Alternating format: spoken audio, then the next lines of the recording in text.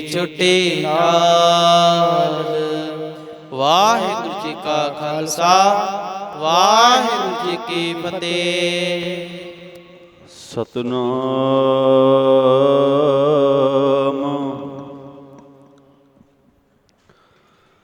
ਸ੍ਰੀ ਵਾਹਿਗੁਰੂ ਜੀ।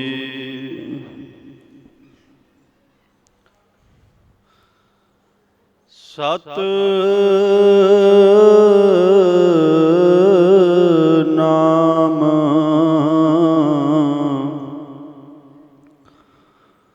ਵਾਹਿਗੁਰੂ ਸਾਹਿਬ JIO. ਹੋ ਆਇਆ ਦੂਰੋਂ ਚੱਲ ਕੇ, ਮੈਂ ਤਕੀ ਤੋ ਸਰਨਾਈ ਜਿਓ।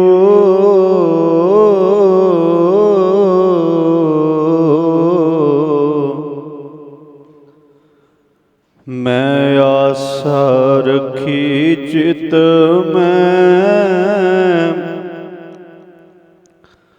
ਮੇਰੋ ਸਭੋ ਦੁਖ ਗਵਾਏ ਜੀਓ। ਮੈਂ ਆਸਾ ਰੱਖੀ ਚਿਤ ਮੈਂ,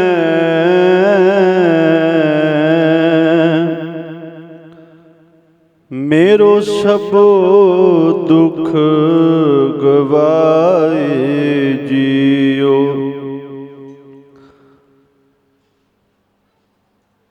ਮੇਰੋ ਸਭੋ ਦੁਖ ਗਵਾਏ ਜੀਓ। ਮੇਰੋ ਸਭੋ ਦੁਖ ਗਵਾਏ ਜੀਓ। ਪ੍ਰਭ ਕੀ ਸ਼ਰਨ ਸਗਲ ਪੈ ਲਾਥੇ, ਦੁਖ ਬਿਨ ਸੇ ਸੁਖ ਪਾਇਆ।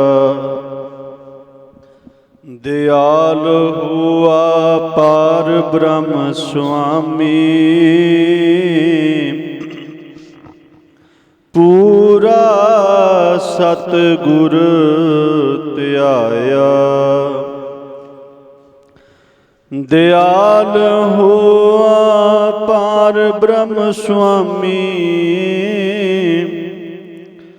ਪੂਰਾ ਸਤਿਗੁਰ ਧਿਆਇਆ। ਸੋ ਕਹੋ ਟਲ ਗੁਰ ਸੇਵੀਐ, ਅਹਨਿਸ ਸਹਿਜ ਸੁਪਾਏ। ਦਰਸ਼ਨ ਪਰਸੀਐ ਗੁਰੂ ਕੈ, ਜਨਮ ਮਰਨ ਦੁਖ ਜਾਏ। ਸੱਜਣ ਸੱਚਾ ਪਾਤਸ਼ਾਹ,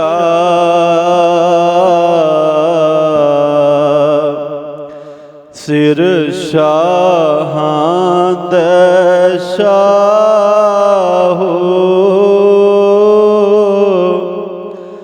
ਜਿਸ ਪਾਸ ਬੈਠਿਆਂ ਸੋਹੀਐ, ਸਭਨਾਂ ਦਾ ਵੇਸਾਹੋ। ਸੱਜਣ ਸੱਚਾ ਪਾਤਸ਼ਾਹ, ਸਿਰ ਸ਼ਾਹਾਂ ਦੇ ਸ਼ਾਹੋ। ਜਿਸ ਪਾਸ ਬੈਠਿਆਂ ਸੋਹੀਐ, ਸਭਨਾਂ ਦਾ ਵੇਸਾਹੋ। ਸਤਨਾਮ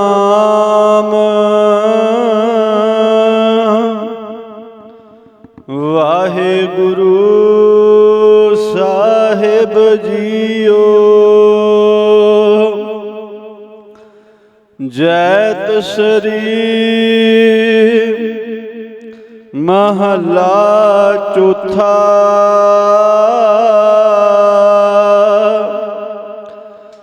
ਜਿਨ ਹਰ ਹਿਰਦੈ ਨਾਮ ਨਾ ਬਸਿਓ,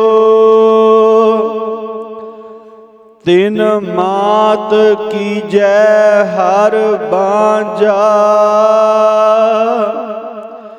ਤਿਨ ਸੁਨੀ ਦੇ ਫਿਰੈ ਬਿਨ ਨਾਵੈ, ਓਏ ਖਪ ਖਪ ਮੂਏ ਕਰਾਂਜਾ। ਜਿਨ ਹਰ ਹਿਰਦੈ ਨਾਮ ਨ ਬਸਿਓ, ਤਿਨ ਮਾਤ ਕੀਜੈ ਹਰ ਬਾਂਝਾ, ਤਿਨ ਸੁਨੀ ਦੇਹ ਫਿਰੈ ਬਿਨ ਨਾਵੈ,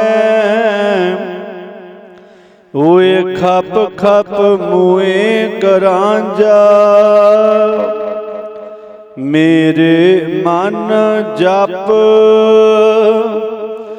ਰਾਮ ਨਾਮ ਹਰ ਮਾਝਾ, ਹਰ ਹਰ ਕਿਰਪਾਲ ਕਿਰਪਾ ਪ੍ਰਭ ਧਾਰੀ, ਗੁਰ ਗਿਆਨ ਦਿਓ ਮਨ ਸਮਝਾ। ਰਹਾਉ ਹਰ ਕੀਰਤ ਕਲ ਜੁਗ ਪਦ ਊਤਮ, ਹਰ ਪਾਈਐ ਸਤ ਗੁਰ ਮਾਝਾ। ਹਉ ਬਲਿਹਾਰੀ ਸਤ ਗੁਰ ਆਪਣੇ, ਜਿਨ ਗੁਪਤ ਨਾਮ ਪਰਗਾਜਾ। ਦਰਸ਼ਨ ਸਾਧ ਮਿਲਿਓ ਵਡ ਭਾਗੀ, ਸਭ ਕਿਲ ਬਿਖ ਗਏ ਗਵਾਜਾ। ਸਤਿਗੁਰ ਸ਼ਾਹ ਪਾਇਆ ਵਡਦਾਣਾ, ਹਰ ਕੀਏ ਬੋ ਗੁਣ ਸਾਜਾ। ਜਿਨ ਕੋ ਕਿਰਪਾ ਕਰੀ ਜਗ ਜੀਵਨ, ਹਰ ਔਰ ਧਾਰਿਓ ਮਨ ਮਾਝਾ। ਧਰਮ ਰਾਏ ਦਰ ਕਾਗਦ ਫਾਰੇ, ਜਨ ਨਾਨਕ ਲੇਖਾ ਸਮਝਾ। ਜਿਨ ਕੋ ਕਿਰਪਾ ਕਰੀ ਜਗ ਜੀਵਨ, ਹਰ ਔਰ ਧਾਰਿਓ ਮਨ ਮਾਝਾ। ਧਰਮ ਰਾਏ ਦਰ ਕਾਗਦ ਫਾਰੇ, ਜਨ ਨਾਨਕ ਲੇਖਾ ਸਮਝਾ।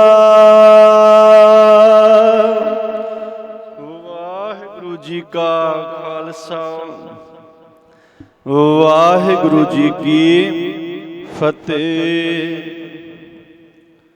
ਚਵਰ ਛਤਰ ਤਖਤ ਦੇ ਮਾਲਕ, ਦੋ ਜਹਾਨਾਂ ਦੇ ਵਾਲੀ, ਬਾਦਸ਼ਾਹ ਦਰਵੇਸ਼, ਸਮੁੱਚੀ ਕਾਇਨਾਤ ਦੇ ਰਹਿਬਰ ਜਹਰਾ ਜਹੂਰ, ਹਾਜ਼ਰਾ ਹਜੂਰ ਸਰਬ ਕਲਾ ਭਰਪੂਰ, ਆਲਮੀ ਰੋਸ਼ਨ ਰੋਸ਼ਨੇ ਚਿਰਾਗ ਮੁਰਸ਼ਦੇ ਕਾਮਲ, ਨੂਰੇ ਨਜ਼ਰ ਬਰਦੋ ਆਲਮ ਸ਼ਾਹ, ਪੀਰਾਂ ਦੇ ਪੀਰ ਬਾਬਿਆਂ ਦੇ ਬਾਬੇ, ਗੁਰੂਆਂ ਦੇ ਗੁਰੂ, ਨਾਥਾਂ ਦੇ ਨਾਥ, ਜੋਗੀਆਂ ਦੇ ਜੋਗੀ, ਸਮੁੱਚੀ ਕਾਇਨਾਤ ਨੂੰ ਇੱਕ ਪਰਮਾਤਮਾ ਦੇ ਚਰਨਾਂ ਨਾਲ ਜੋੜਨ ਵਾਲੇ,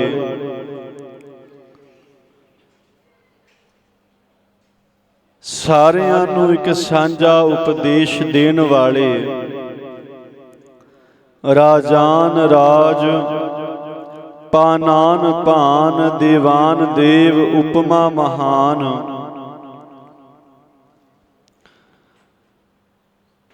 ਤਖਤੇ ਹਕੀਕਤ ਸੁਭਾਏ ਮਾਨ, ਧੰਨ ਧੰਨ ਸ੍ਰੀ ਗੁਰੂ ਗ੍ਰੰਥ ਸਾਹਿਬ ਮਹਾਰਾਜ ਜੀ ਦੀ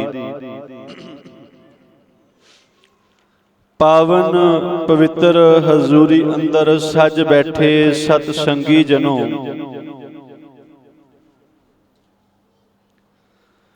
ਬਹੁਤ ਹੀ ਵਡਭਾਗੀ ਹਾਂ। ਸਤਿਗੁਰੂ ਜੀ ਦੀ ਅਪਾਰ ਕਿਰਪਾ ਰਹਿਮਤ ਦੇ ਸਦਕਾ 8ਵੇਂ ਪਾਤਸ਼ਾਹ ਧੰਨ ਧੰਨ ਧੰਨ ਸ੍ਰੀ ਗੁਰੂ ਹਰਿਕ੍ਰਿਸ਼ਨ ਸਾਹਿਬ ਮਹਾਰਾਜ ਜੀ ਦੀ ਪਾਵਨ ਪਵਿੱਤਰ ਹਜ਼ੂਰੀ ਅੰਦਰ ਜੁੜ ਬੈਠਣ ਦਾ, ਹਾਜ਼ਰੀਆਂ ਭਰਨ ਦਾ ਸਭ ਨੂੰ ਸੁਭਾਗ ਸਮਾਂ ਪ੍ਰਾਪਤ ਹੋਇਆ ਹੈ। ਬੜੀ ਰਹਿਮਤ ਹੈ ਸਤਿਗੁਰਾਂ ਦੀ ਧੰਨ ਧੰਨ ਸ੍ਰੀ ਗੁਰੂ ਹਰਿਕ੍ਰਿਸ਼ਨ ਸਾਹਿਬ ਮਹਾਰਾਜ ਜੀ ਦੀ ਇਸ ਪਾਵਨ ਸਥਾਨ ਉੱਪਰ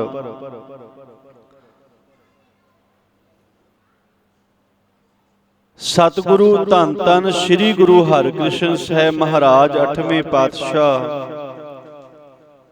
ਜਿਨ੍ਹਾਂ ਨੇ ਆਪਣੇ ਮੁਬਾਰਕ ਚਰਨ ਇਸ ਧਰਤੀ ਉੱਪਰ ਪਾਏ, ਜੋ ਧਰਤੀ ਅੱਜ ਇਨਸਾਨੀਅਤ ਦੇ, ਮਨੁੱਖਾਂ ਦੇ ਦੁੱਖਾਂ ਨੂੰ, ਤਕਲੀਫਾਂ ਨੂੰ, ਰੋਗਾਂ ਨੂੰ ਕੱਟਣ ਵਾਲੀ ਬਣੀ,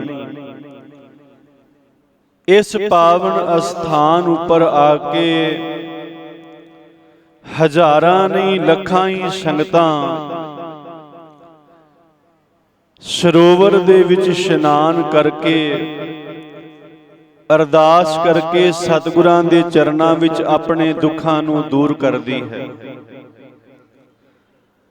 ਜਿੱਥੇ ਰੋਜ਼ਾਨਾ ਸੰਗਤਾਂ ਇਸ ਪਾਵਨ ਸਥਾਨ ਉੱਪਰ ਆ ਕੇ ਹਾਜ਼ਰੀਆਂ ਭਰਦੀਆਂ ਨੇ ਦੇਸ਼ਾਂ ਵਿਦੇਸ਼ਾਂ ਦੇ ਵਿੱਚੋਂ, ਉੱਥੇ ਨਾਲ ਦੀ ਨਾਲ ਇਸ ਪਾਵਨ ਅਸਥਾਨ ਉੱਪਰ ਐਤਵਾਰ ਨੂੰ ਵਿਸ਼ੇਸ਼ ਤੌਰ ਤੇ ਦੀਵਾਨ ਸਜਦੇ ਹਨ,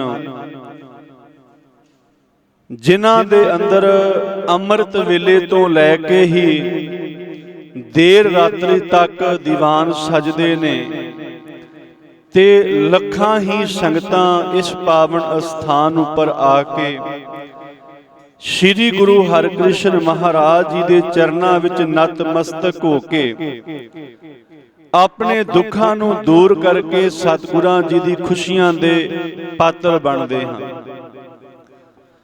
ਬੜੀਆਂ ਰਹਿਮਤਾਂ, ਬੜੇ ਕੌਤਕ ਇਸ ਸਥਾਨ ਉੱਪਰ ਹੁੰਦੇ ਨੇ।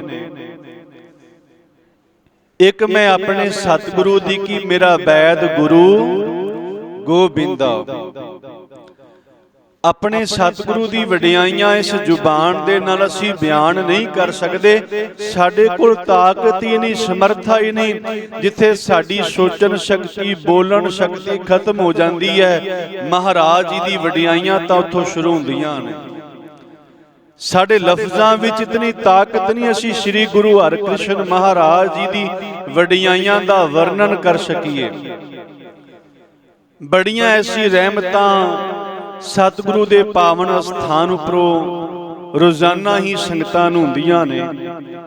ਇੱਕ ਛੋਟੀ ਜੀ ਗੱਲ ਕਹਿ ਕੇ ਮੈਂ ਆਪਣੇ ਸਤਿਗੁਰੂ ਦੀ ਵਡਿਆਈ ਦੇ ਅੰਦਰ ਫਿਰ ਜੋ ਲੜੀਵਾਰ ਕਥਾ ਸ੍ਰੀ ਗੁਰੂ ਗ੍ਰੰਥ ਸਾਹਿਬ ਮਹਾਰਾਜ ਜੀ ਦੀ, ਜੋ ਪਿਛਲੇ ਹਫਤੇ ਹੀ, ਪਿਛਲੇ ਐਤਵਾਰ ਤੋਂ ਆਪਾਂ ਆਰੰਭ ਕੀਤੀ ਸੀ ਸਤਿਗੁਰੂ ਜੀ ਦੀ ਆਗਿਆ ਲੈ ਕੇ, ਉਸੇ ਲੜੀ ਦੇ ਤਹਿਤ ਆਰੰਭ ਦੇ ਵਿੱਚ ਜਪਜੀ ਸਾਹਿਬ ਜੀ ਦੀ ਪਾਵਨ ਪਵਿੱਤਰ ਬਾਣੀ ਦੀ ਲੜੀਵਾਰ ਵਿਚਾਰ ਹੋ ਰਹੀ ਹੈ। ਅੱਜ ਤੀਸਰੀ ਪੌੜੀ ਦੀ ਜਿਹੜੀ ਵਿਚਾਰ ਹੈ ਆਪਾਂ ਰਲ ਮਿਲ ਕੇ ਕਰਨੀ ਹੈ। ਉਸ ਤੋਂ ਪਹਿਲਾਂ ਮੈਂ ਸ੍ਰੀ ਗੁਰੂ ਹਰਿਕ੍ਰਿਸ਼ਨ ਸਾਹਿਬ ਜੀ ਦੀ ਵਡਿਆਈਆਂ ਵਿੱਚ ਇੱਕ ਬਚਨ ਸਾਂਝਾ ਕਰਦਿਆਂ ਸਾਡੇ ਮਨ ਦਾ ਭਰੋਸਾ ਹੋਰ ਬਣੇ। ਮਨ ਵਿੱਚ ਆਂਦਾ ਸੀ ਕਈ ਵਾਰ ਵੀ ਬੜੇ ਬੱਚੇ, ਉਹਨਾਂ ਦੇ ਮਾਤਾ ਪਿਤਾ, ਪਰਿਵਾਰ, ਬੜੇ ਫੋਨ ਵੀ ਆਉਂਦੇ ਨੇ ਕਿ ਭਾਈ ਸਾਹਿਬ ਸਾਡਾ ਬੱਚਾ ਬੋਲਦਾ ਨਹੀਂ, ਸਾਫ਼ ਗੱਲਾਂ ਨਹੀਂ ਕਰਦਾ, ਇਹ 3 ਸਾਲਾਂ ਦਾ ਹੋ ਚੁੱਕਾ ਹੈ, 2.5 ਸਾਲ ਦਾ ਹੈ, 4 ਸਾਲ ਦਾ ਹੈ, 5 ਸਾਲ ਦਾ। ਸੁਣਿਓ ਧਿਆਨ ਦੇ ਨਾਲ, ਅਸੀਂ ਕੀ ਕਰੀਏ? ਬੜੀਆਂ ਸੰਗਤਾਂ ਨੇ ਸਾਨੂੰ ਆਖਿਆ ਕਿ ਗੁਰਦੁਆਰਾ ਸ੍ਰੀ ਪੰਜੋਖਰਾ ਸਾਹਿਬ ਬੱਚੇ ਨੂੰ ਲੈ ਕੇ ਜਾਓ, ਕਦੋਂ ਆਈਏ, ਕਿਵੇਂ ਆਈਏ। ਸੋ ਸਾਰਾ ਦੱਸੀਦਾ। ਕਈ ਪਰਿਵਾਰ ਇਹ ਵੀ ਕਹਿੰਦੇ ਵੀ ਸਾਡਾ ਬੱਚਾ ਹੁਣ ਇੰਨਾ ਵੱਡਾ ਹੋ ਗਿਆ, ਇਹ ਬੋਲਦਾ ਨਹੀਂ, ਸੁਣਦਾ ਨਹੀਂ, ਮਨ ਵਿੱਚ ਆਉਂਦਾ ਵੀ ਠੀਕ ਹੈ, ਕਿਉਂਕਿ ਜੋ ਆਪਾਂ ਅੱਖਾਂ ਨਾਲ ਵੇਖੀਏ, ਕੰਨਾਂ ਨਾਲ ਸੁਣੀਏ, ਜ਼ਿਆਦਾ ਵਿਸ਼ਵਾਸ ਹੁੰਦਾ ਹੈ ਬੰਦੇ ਨੂੰ। ਬੰਦੇ ਦੀ ਫਿਤਰਤ ਹੈ ਕਿ ਜੋ ਅਸੀਂ ਕੰਨਾਂ ਨਾਲ ਸੁਣਾਂਗੇ ਤੇ ਅੱਖਾਂ ਨਾਲ ਦੇਖਾਂਗੇ ਨਾ, ਸਾਨੂੰ ਜਲਦੀ ਵਿਸ਼ਵਾਸ ਥੋੜਾ ਤਾਂ ਹੁੰਦਾ ਹੈ ਵੀ ਹਾਂ ਬਿਲਕੁਲ ਗੱਲ ਸੱਚ ਹੈ। ਬੜੇ ਸਤਿਗੁਰਾਂ ਨੇ ਨਿਤ ਰਹਿਮਤਾਂ ਕਰਦੇ ਨੇ, ਬੜੇ ਬੱਚੀ ਰਾਜੀ ਹੋਏ। ਪਿਛਲੇ ਦਿੱਲੀ ਦੀ ਘਟਨਾ ਦਾ ਜ਼ਿਕਰ ਕੀਤਾ ਸੀ ਦਾਸ ਨੇ ਪਿਛਲੀ ਵਾਰ। ਮਨ ਵਿੱਚ ਕਈ ਵਾਰ ਹੁੰਦਾ ਸੀ ਵੀ ਚਲੋ ਬੱਚਿਆਂ ਤੇ ਮਹਾਰਾਜ ਬੜੀਆਂ ਰਹਿਮਤਾਂ ਕਰਦੇ ਨੇ, ਕਿਰਪਾ ਕਰਦੇ ਨੇ, ਬੱਚੇ ਰਾਜੀ ਹੁੰਦੇ ਨੇ, ਉਹ ਬੋਲਦੇ ਨੇ, ਸਾਫ਼ ਗੱਲਾਂ ਕਰਨ ਲੱਗ ਪੈਂਦੇ ਨੇ। ਸ਼੍ਰੀ ਗੁਰੂ ਹਰਿਕ੍ਰਿਸ਼ਨ ਮਹਾਰਾਜ ਜੀ ਦੀ ਖੁਸ਼ੀਆਂ ਲੈ ਕੇ ਫਿਰ ਕਿ ਜਿਹੜੇ ਵੱਡੇ ਬੱਚੇ ਨੇ, ਜਿਹੜੇ ਵੱਡੇ ਹੋ ਗਏ ਨੇ, ਬੋਲਦੇ ਨਹੀਂ, ਸੁਣਦੇ ਨਹੀਂ। ਚਲੋ ਛੱਜੂ ਚੀਵਰ ਤੇ ਸ਼੍ਰੀ ਗੁਰੂ ਹਰਿਕ੍ਰਿਸ਼ਨ ਮਹਾਰਾਜ ਜੀ ਨੇ ਰਹਿਮਤਾਂ ਕੀਤੀਆਂ, ਕਿਰਪਾ ਕੀਤੀਆਂ ਕਿ ਜਿਹੜੇ ਵੱਡੇ ਨੇ ਉਹ ਵੀ ਰਾਜੀ ਹੋ ਜਾਂਦੇ ਮਹਾਰਾਜ ਦੇ ਦਰ ਤੋਂ। ਇੱਥੋਂ ਉਹ ਵੀ ਸੁਣਨ ਲੱਗ ਪੈਂਦੇ, ਬੋਲਣ ਲੱਗ ਪੈਂਦੇ। ਅਜੇ ਕੱਲ ਦੀ ਗੱਲ ਹੈ, ਇਥੋਂ ਨੇੜਿਓਂ ਵੀ ਕਿਤੇ ਨਹੀਂ, ਗੜ ਸ਼ੰਕਰ ਦੀ ਧਰਤੀ ਤੋਂ। ਇਤਿਹਾਸ ਵਿੱਚ ਹੀ ਮੈਂ ਨਾਮ ਸੁਣਿਆ ਸੀ ਵੀ ਗੜ ਸ਼ੰਕਰ ਦੀ ਧਰਤੀ ਵੀ ਹੈ। ਗੜ ਸ਼ੰਕਰ ਦੀ ਧਰਤੀ ਤੋਂ ਇੱਕ ਬਜ਼ੁਰਗ ਮਾਈ ਆਪਣੀ ਜਵਾਨ ਧੀ ਨੂੰ ਲੈ ਕੇ ਆਈ। ਜਵਾਨ ਧੀ ਤਕਰੀਬਨ ਉਸ ਦੀ ਉਮਰ ਪੁੱਛਿਆ ਨਹੀਂ, ਕੇਵਲ ਅੰਦਾਜ਼ਾ ਹੈ ਵੀ 15 ਸਾਲ ਤੋਂ ਉੱਪਰ ਹੀ ਹੋਵੇਗੀ ਉਸ ਬੱਚੀ ਦੀ ਉਮਰ, ਧੀ ਦੀ। ਉਹ ਮਾਈ ਉਸ ਧੀ ਨੂੰ ਲੈ ਕੇ ਆਈ, ਕਹਿੰਦੀ ਭਾਈ ਸਾਹਿਬ ਜੀ ਅਰਦਾਸ ਕਰਨੀ ਹੈ। ਪੁੱਛਿਆ ਵੀ ਕਿਸ ਗੱਲ ਦੀ? ਸ਼ੁਕਰਾਨਾ ਕਰਨ ਆਏ ਹਾਂ ਅਸੀਂ ਸਤਿਗੁਰੂ ਗੁਰੂ ਹਰਿਕ੍ਰਿਸ਼ਨ ਮਹਾਰਾਜ ਜੀ ਦਾ।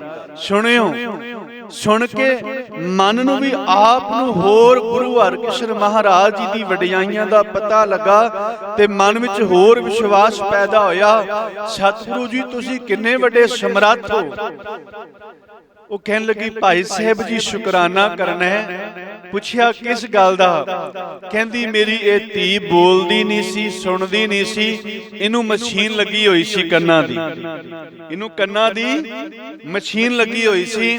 ਤੇ ਭਾਈ ਸਾਹਿਬ ਜੀ ਪਤਾ ਲੱਗਾ ਸੰਗਤਾਂ ਦੇ ਕੋਲੋਂ ਇਧਰ ਤੋਂ ਉਧਰ ਤੋਂ, ਤੇ ਜਦੋਂ ਸ੍ਰੀ ਗੁਰੂ ਹਰਿਕ੍ਰਿਸ਼ਨ ਮਹਾਰਾਜ ਜੀ ਦੇ ਇਸ ਪਾਵਨ ਸਥਾਨ ਗੁਰਦੁਆਰਾ ਸ੍ਰੀ ਪੰਜੋਖਰਾ ਸਾਹਿਬ ਆ ਕੇ ਬੱਚੀ ਨੂੰ ਇਸ਼ਨਾਨ ਕਰਵਾਇਆ। ਕਹਿੰਦੀ ਭਾਈ ਸਾਹਿਬ ਜਿਹੜੀ ਮਸ਼ੀਨ ਲੱਗੀ ਹੋਈ ਸੀ ਨਾ, ਉਹ ਤੇ ਦੂਜੀ ਅਰਦਾਸ ਦੇ ਵਿੱਚ ਹੀ ਉਤਰ ਗਈ। ਆਖੋ ਸਤਨਾਮ। ਉਹ ਮਸ਼ੀਨ ਕੰਨਾਂ ਦੀ ਦੂਜੀ ਅਰਦਾਸ ਵਿੱਚ ਉਤਰ ਗਈ। ਅਜੇ ਦੂਜਾ ਇਸ਼ਨਾਨ ਕਰਵਾਇਆ, ਉਹ ਕੰਨਾਂ ਦੀ ਮਸ਼ੀਨ ਉਤਰ ਗਈ। ਤੇ ਜਿਹੜੀ ਬੱਚੀ ਕੇਵਲ ਹਲਕਾ ਜਾ ਮੰਮਾ ਪਾਪਾ ਇੰਨੀ ਵੱਡੀ ਹੋ ਕੇ ਮਾੜਾ ਮਾੜਾ ਬੋਲਦੀ ਸੀ, ਕੱਲ ਉਸ ਨੂੰ ਖੁਦ ਮੈਂ ਨਾਮ ਪੁੱਛਿਆ ਕਿ ਭੈਣੇ ਤੇਰਾ ਨਾਮ ਕੀ ਹੈ? ਉਸਨੇ ਆਪਣੀ ਜ਼ੁਬਾਨ ਦੇ ਨਾਲ ਆਪਣਾ ਨਾਮ ਦੱਸਿਆ। ਉਹਨਾਂ ਦੀ ਖੁਸ਼ੀ ਦਾ ਠਿਕਾਣਾ ਨਹੀਂ ਸੀ। ਸ਼ੁਕਰਾਨਾ ਕਰਨ ਆਏ ਸ੍ਰੀ ਗੁਰੂ ਹਰਿਕ੍ਰਿਸ਼ਨ ਮਹਾਰਾਜ ਜੀ ਦਾ। ਹੇ ਧੰਨ ਸ੍ਰੀ ਗੁਰੂ ਹਰਿਕ੍ਰਿਸ਼ਨ ਸਾਹਿਬ ਮਹਾਰਾਜ, ਤੁਹਾਡੀਆਂ ਰਹਿਮਤਾਂ ਦਾ, ਤੁਹਾਡੀਆਂ ਵਡਿਆਈਆਂ ਦਾ ਕੌਣ ਅੰਦਾਜ਼ਾ ਲਾ ਸਕਦਾ ਹੈ। ਜਿਹੜੀ ਬੱਚੀ ਇੰਨੀ ਵੱਡੀ ਹੋ ਗਈ, ਜਿਹਨੂੰ ਮਸ਼ੀਨ ਲੱਗੀ ਕੰਨਾਂ ਦੀ, ਉਹ ਮਸ਼ੀਨ ਵੀ ਉਤਰ ਗਈ। ਸਾਫ਼ ਸੁਣਦਾ ਵੀ ਹੈ, ਹੁਣ ਸਾਫ਼ ਬੋਲਦੀ ਵੀ ਹੈ। ਇਹ ਨੇ ਵਡਿਆਈਆਂ ਧੰਨ ਸ੍ਰੀ ਗੁਰੂ ਹਰਿਕ੍ਰਿਸ਼ਨ ਮਹਾਰਾਜ ਜੀ ਦੇ ਦਰ ਤੇ। ਪਤਾ ਨਹੀਂ ਕਦੋਂ ਕਿਸ ਬੰਦੇ ਦੀ ਫਰਿਆਦ, ਕਿਸ ਦੀ ਅਰਦਾਸ ਮਹਾਰਾਜ ਨੇ ਸੁਣ ਲੈਣੀ ਤੇ ਕਦੋਂ ਸਤਿਗੁਰੂ ਜੀ ਨੇ ਆਪਣੀਆਂ ਰਹਿਮਤਾਂ ਕਰ ਦੇਣੀਆਂ, ਕੋਈ ਪਤਾ ਨਹੀਂ। ਕਈ ਮੇਰੇ ਵਰਗੇ ਇੱਥੇ 10-10 ਵਾਰ 20-20 ਵਾਰ ਵੀ ਹੋ ਜਾਂਦੇ, ਕੋਈ ਫਰਕ ਨਹੀਂ। ਪਰ ਇਸ ਮਾਲਕ ਦੀ ਵਡਿਆਈਆਂ ਦਾ ਕੋਈ ਪਤਾ ਨਹੀਂ। ਧੰਨ ਸ੍ਰੀ ਗੁਰੂ ਹਰਿਕ੍ਰਿਸ਼ਨ ਸਾਹਿਬ ਮਹਾਰਾਜ ਜੀ ਦੀ ਵਡਿਆਈਆਂ ਕਹਿਣ ਤੋਂ ਪਰੇ ਹਨ, ਬੇਅੰਤ ਹਨ। ਸੋ ਕਹਿਣ ਤੋਂ ਭਾਵ ਧੰਨ ਸ੍ਰੀ ਗੁਰੂ ਹਰਿਕ੍ਰਿਸ਼ਨ ਸਾਹਿਬ ਮਹਾਰਾਜ ਜਿਵੇਂ ਛੱਜੂ ਝੀਵਰ ਦੇ ਸਿਰ ਤੇ ਛੜੀ ਰੱਖ ਕੇ ਗੀਤਾ ਦੇ ਅਰਥ ਕਰਵਾਏ। ਜਿਹੜਾ ਬੋਲ ਨਹੀਂ ਸਕਦਾ, ਸੁਣ ਨਹੀਂ ਸਕਦਾ, ਮਹਾਰਾਜ ਜੀ ਨੇ ਉਸ ਕੋਲੋਂ ਵੀ ਬੁਲਵਾਇਆ, ਉਸ ਦੇ ਕੰਨਾਂ ਵਿੱਚ ਵੀ ਸੁਣਨ ਦੀ ਸ਼ਕਤੀ ਪੈਦਾ ਕੀਤੀ। ਅਰਦਾਸ ਕਰੀ ਬੰਦਿਆ, ਜੇ ਸਤਿਗੁਰੂ ਸ੍ਰੀ ਗੁਰੂ ਹਰਿਕ੍ਰਿਸ਼ਨ ਸਾਹਿਬ ਮਹਾਰਾਜ ਛੱਜੂ ਝੀਵਰ ਤੇ ਕਿਰਪਾ ਕਰਦੇ ਨੇ, ਅਸੀਂ ਦਿਲੋਂ ਅਰਦਾਸ ਕਰੀਏ, ਸਤਿਗੁਰੂ ਅਸੀਂ ਵੀ ਬੋਲੇ ਹਾਂ ਤੇ ਅਸੀਂ ਵੀ ਗੂੰਗੇ ਹਾਂ, ਸਤਿਗੁਰੂ ਸਾਡੇ ਤੇ ਰਹਿਮਤ ਕਰੀ। ਕਿਤੇ ਇਸੇ ਬਹਾਨੇ ਸਤਿਗੁਰੂ ਦੀ ਰਹਿਮਤ ਦੀ ਛੜੀ ਸਾਡੇ ਸੀਸ ਤੇ ਵੀ ਟਿਕ ਜਾ ਸਕਦੀ ਹੈ, ਸਾਡੇ ਸੀਸ ਤੇ ਵੀ ਟਿਕ ਸਕਦੀ ਹੈ। ਆਓ ਉਸ ਮਹਾਨ ਦਾਤੇ ਦੇ ਧੰਨ ਧੰਨ ਸ੍ਰੀ ਗੁਰੂ ਹਰਿਕ੍ਰਿਸ਼ਨ ਮਹਾਰਾਜ ਜੀ ਦੇ ਚਰਨਾਂ ਵਿੱਚ ਆਪਾਂ ਸਾਰੇ ਹਾਜ਼ਰੀਆਂ ਭਰ ਰਹੇ ਹਾਂ। ਰਹਿਮਤ ਸਤਿਗੁਰਾਂ ਦੀ ਹੈ, ਵਡਿਆਈਆਂ ਸਤਿਗੁਰੂ ਦੀਆਂ ਨੇ, ਅਸੀਂ ਤੇ ਕੇਵਲ ਬਿਆਨ ਕਰ ਸਕਦੇ ਹਾਂ। ਤਿਸ ਰਸਨਾ ਦੇ ਨਾਲ ਤਾਂ ਗੁਰਮੁਖੋ ਉਹਨਾਂ ਨੂੰ ਵੀ ਬਿਆਨ ਨਹੀਂ ਕਰ ਸਕਦੇ, ਕਿਉਂਕਿ ਸਾਡੀ ਜ਼ੁਬਾਨ ਅੰਦਰ ਉਹ ਤਾਕਤ, ਉਹ ਸਤਿਆ ਹੈ ਹੀ ਨਹੀਂ। ਆਓ, ਬਹੁਤ ਭਾਰੀ ਇਕੱਠ ਹੈ ਸੰਗਤਾਂ ਦਾ।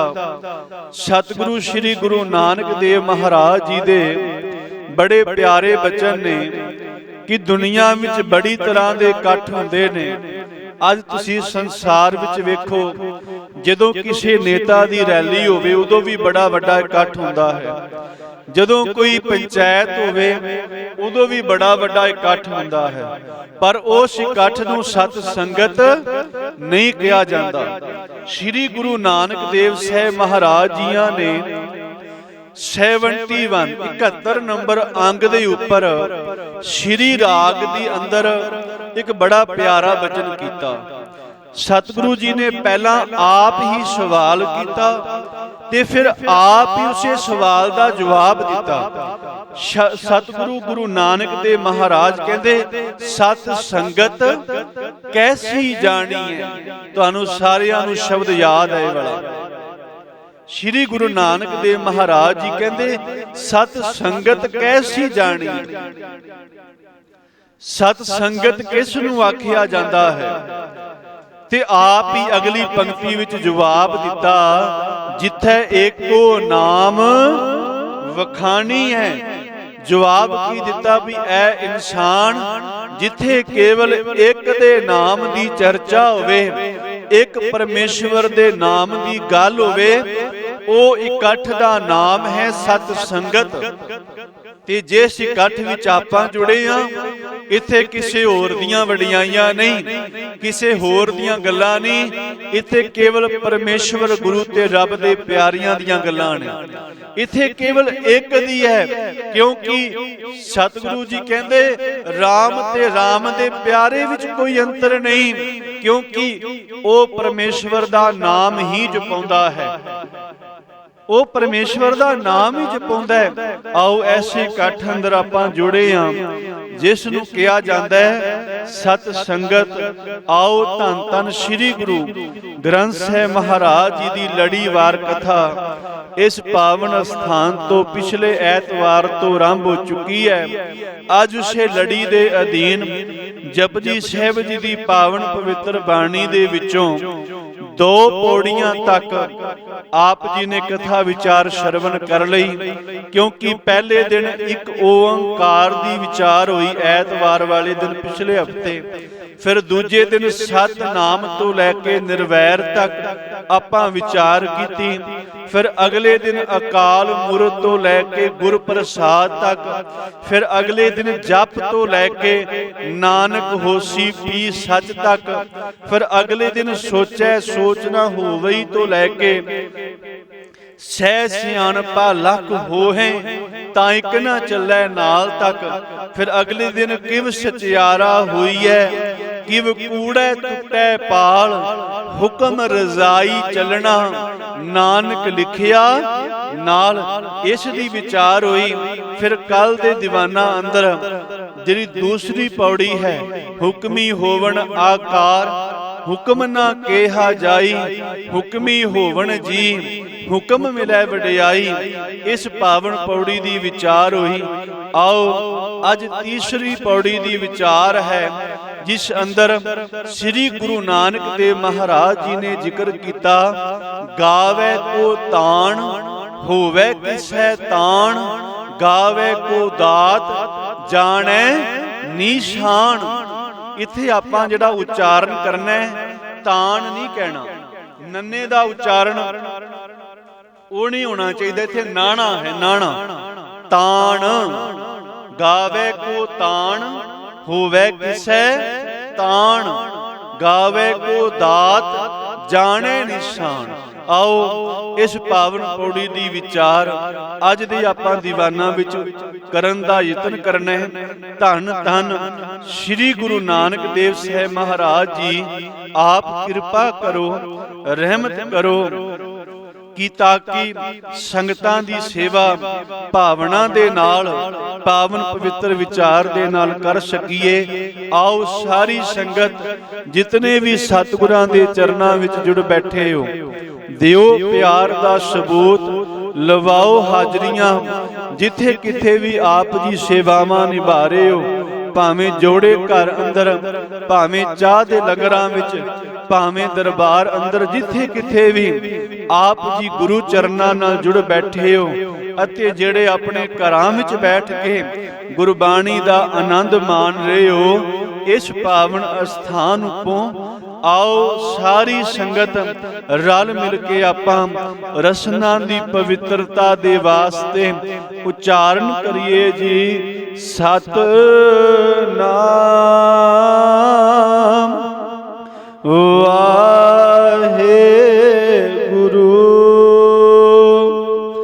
ਸਤਿਨਾਮ ਵਾਹਿਗੁਰੂ। ਗਾਵੇ ਕੋ ਤਾਣ ਹੋਵੇ ਕਿਸੈ ਤਾਣ। ਧੰਨ ਧੰਨ ਸ੍ਰੀ ਗੁਰੂ ਨਾਨਕ ਦੇਵ ਮਹਾਰਾਜ ਜੀ ਦੀ ਇਹ ਪਾਵਨ ਪਵਿੱਤਰ ਬਾਣੀ, ਜਿਸ ਅੰਦਰ ਪਹਿਲੀ ਪੌੜੀ ਦੀ ਅਖੀਰਲੀ ਤੁਕਾਂ ਦੇ ਵਿੱਚ ਸ੍ਰੀ ਗੁਰੂ ਨਾਨਕ ਦੇਵ ਸਾਹਿਬ ਜੀ ਨੇ ਇੱਕ ਬੜਾ ਹੀ ਕੀਮਤੀ ਸਵਾਲ ਸਾਡੇ ਅੱਗੇ ਰੱਖਿਆ। ਉਹ ਸਵਾਲ ਕੀ ਹੈ ਕਿ ਕਿਵ ਸਚਿਆਰਾ ਹੋਈਐ, ਕਿਵ ਕੂੜੈ ਟੁੱਟੈ ਪਾਲ। ਇੱਥੇ ਵੀ ਆਪਾਂ ਸ਼ਬਦ ਜਦੋਂ ਜਪਜੀ ਸਾਹਿਬ ਜੀ ਦੀ ਬਾਣੀ ਪੜ੍ਹਦੇ ਆ ਨਾ, ਤੇ ਆਪਾਂ ਕਾਲੀ ਵਿੱਚ ਇਹਨੂੰ ਟੁੱਟੈ ਪੜ੍ਹ ਦਿੰਦੇ ਆ, ਟੁੱਟੈ ਪਾਲ। ਇੱਥੇ ਟੈਂਕਾ ਨਹੀਂ, ਅਗੇਤਰ ਤੱਤਾ ਹੈ, ਟੁੱਟੈ, ਟੁੱਟੈ ਆਪਾਂ ਉਚਾਰਨ ਕਰਨਾ ਹੈ। ਇੱਕ ਸਵਾਲ ਸ੍ਰੀ ਗੁਰੂ ਨਾਨਕ ਦੇਵ ਸਾਹਿਬ ਜੀ ਨੇ ਕੀਤਾ ਵੀ ਸਚਿਆਰ ਕਿਵੇਂ ਬਣਿਆ ਜਾ ਸਕਦਾ ਹੈ, ਤੇ ਅੱਗੇ ਜ਼ਿਕਰ ਕੀਤਾ ਹੁਕਮ ਰਜ਼ਾਈ ਚੱਲਣਾ ਨਾਨਕ ਲਿਖਿਆ ਨਾਲ, ਤੇ ਸਤਿਗੁਰੂ ਨੇ ਪਰਮੇਸ਼ਵਰ ਦੇ ਹੁਕਮ ਦੀ ਗੱਲ ਕੀਤੀ। ਸਚਿਆਰ ਕਿਵੇਂ ਬਣਿਆ ਜਾ ਸਕਦਾ ਹੈ ਤੇ ਹੁਕਮ ਨੂੰ ਕਿਵੇਂ ਬੁਝਿਆ ਜਾ ਸਕਦਾ ਹੈ, ਇਹ ਸਾਰੀ ਵਿਚਾਰ ਸਤਿਗੁਰੂ ਨੇ ਚੌਥੀ ਪੌੜੀ ਤੱਕ ਜ਼ਿਕਰ ਕੀਤੀ ਹੈ। ਚਾਰ ਪੌੜੀਆਂ ਜਿਹੜੀਆਂ ਨੇ ਨਾ, ਇਹ ਇੱਕ ਦੂਜੇ ਦੀ ਵਿਚਾਰ ਨੂੰ ਪ੍ਰਗਟ ਕਰਦੀਆਂ ਨੇ। ਪਹਿਲੀ ਪੌੜੀ ਵਿੱਚ ਮਹਾਰਾਜ ਨੇ ਜੋ ਪ੍ਰਚਲਿਤ ਤਰੀਕਾ ਸੀ ਸਚਿਆਰ ਬਣਨ ਦਾ, ਜੋ ਸੰਸਾਰ ਵਿੱਚ ਪ੍ਰਚਲਿਤ ਸੀ, ਉਸ ਤਰੀਕੇ ਦਾ ਜ਼ਿਕਰ ਕੀਤਾ। ਵੀ ਸਤਿਗੁਰੂ ਕਹਿੰਦੇ ਇਸ ਤਰੀਕੇ ਨਾਲ ਲੋਕਾਂ ਨੇ ਸੋਚਿਆ ਵੀ ਸਚਿਆਰ ਬਣ ਸਕਦੇ ਹਾਂ। ਕਿਵੇਂ ਸੋਚੈ ਸੋਚ ਨਾ ਹੋਵਈ, ਜੇ ਸੋਚੀ ਲੱਖ ਵਾਰ, ਵੀ ਇਸ਼ਨਾਨ ਆਦਿਕ ਕੀਤਿਆਂ ਅਸੀਂ ਪਵਿੱਤਰ ਹੋ ਸਕਦੇ ਹਾਂ। ਸਤਿਗੁਰੂ ਕਹਿੰਦੇ ਵੀ ਪ੍ਰਵਾਨ ਨਹੀਂ ਮੇਰੇ ਦਰ ਤੇ, ਕਿਉਂਕਿ ਇਸ ਦੇ ਬਾਰ-ਬਾਰ ਧੋਣ ਦੇ ਨਾਲ ਸਰੀਰ ਨੂੰ ਮਨ ਤੇ ਸੁੱਚਾ ਨਹੀਂ ਹੋਣਾ ਨਾ, ਅਸੀਂ ਸਚਿਆਰ ਬਣਨਾ ਹੈ।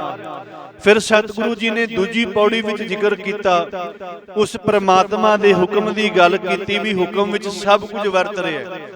ਹੁਕਮ ਤੇ ਹੁਕਮੀ ਇਕੱਠੇ ਨੇ। ਸੰਸਾਰ ਵਿੱਚ ਹੁਕਮ ਦੇਣ ਵਾਲਾ ਅੱਡ ਹੋ ਜਾਂਦਾ ਹੈ, ਹੁਕਮ ਅੱਡ ਵਰਤਦਾ ਹੈ, ਹੁਕਮੀ ਅੱਡ ਵਰਤਦਾ ਹੈ। ਪਰ ਸਤਿਗੁਰੂ ਸ੍ਰੀ ਗੁਰੂ ਨਾਨਕ ਦੇਵ ਸਾਹਿਬ ਜੀ ਕਹਿੰਦੇ ਜਦੋਂ ਪ੍ਰਮਾਤਮਾ ਦੀ ਗੱਲ ਕਰਦੇ ਆ, ਉਦੋਂ ਹੁਕਮ ਤੇ ਹੁਕਮੀ ਦੋਵੇਂ ਇਕੱਠੇ ਨੇ। ਹੁਕਮ ਦੇ ਕੇ ਹੁਕਮੀ ਹੁਕਮ ਦੇ ਵਿੱਚ ਵਰਤ ਰਿਹਾ ਹੁੰਦਾ ਹੈ।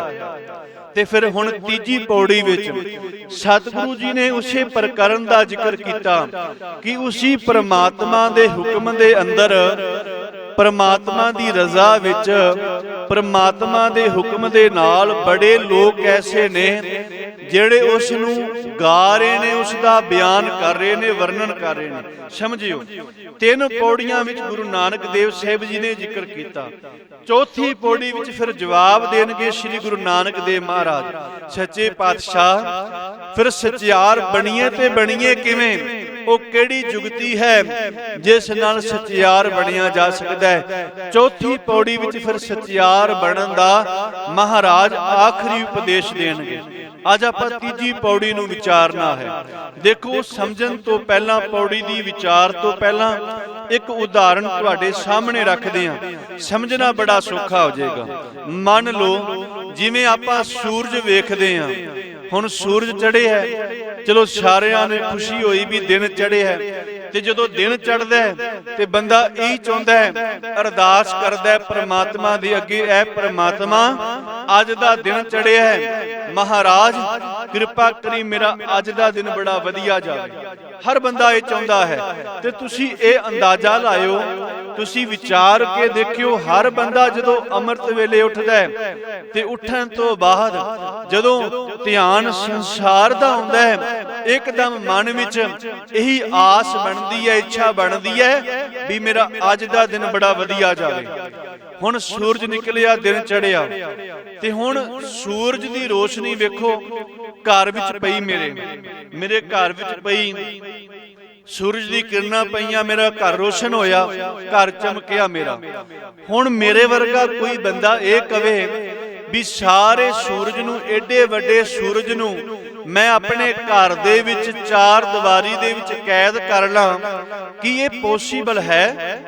ਕੀ ਇਹ ਹੋ ਸਕਦਾ ਹੈ ਕਿ ਜਿਹੜਾ ਸੂਰਜ ਸਾਰਿਆਂ ਨੂੰ ਰੋਸ਼ਨੀ ਦੇ ਰਿਹਾ ਹੈ, ਜੇ ਮੈਂ ਇਹ ਸੋਚਣ ਦਾ ਯਤਨ ਕਰਾਂ, ਮੰਨ ਲਓ ਮੇਰੇ ਅੰਦਰ ਵਿਚਾਰ ਬਣ ਜੇ ਵੀ ਮੈਂ ਉਸ ਸੂਰਜ ਨੂੰ ਆਪਣੇ ਘਰ ਵਿੱਚ ਕੈਦ ਕਰ ਲਾਂ, ਤੇ ਸਿਆਣੇ ਸੱਜਣ ਕਹਿਣਗੇ ਤੇਰੀ ਮੂਰਖਤਾ ਹੋਵੇਗੀ, ਕਿਉਂਕਿ ਸੂਰਜ ਬੜਾ ਵਿਸ਼ਾਲ ਹੈ, ਸੂਰਜ ਬੜਾ ਵੱਡਾ ਹੈ। ਉਹ ਸੂਰਜ ਤੇਰੇ ਕੋਠੀ ਦੇ ਅੰਦਰ, ਭਾਵੇਂ ਤੇਰੇ ਕੋਲ ਬੰਗਲਾ ਕਿਉਂ ਨਾ ਹੋਵੇ, ਤੇਰੇ ਕੋਠੀ, ਤੇਰੇ ਬੰਗਲੇ, ਤੇਰੇ ਘਰ ਵਿੱਚ ਸੂਰਜ ਕੈਦ ਨਹੀਂ ਹੋ ਸਕਦਾ। ਪਹਿਲੀ ਉਦਾਹਰਣ। ਦੂਜੀ ਉਦਾਹਰਣ, ਇੱਕ ਮੱਛੀ ਹੈ।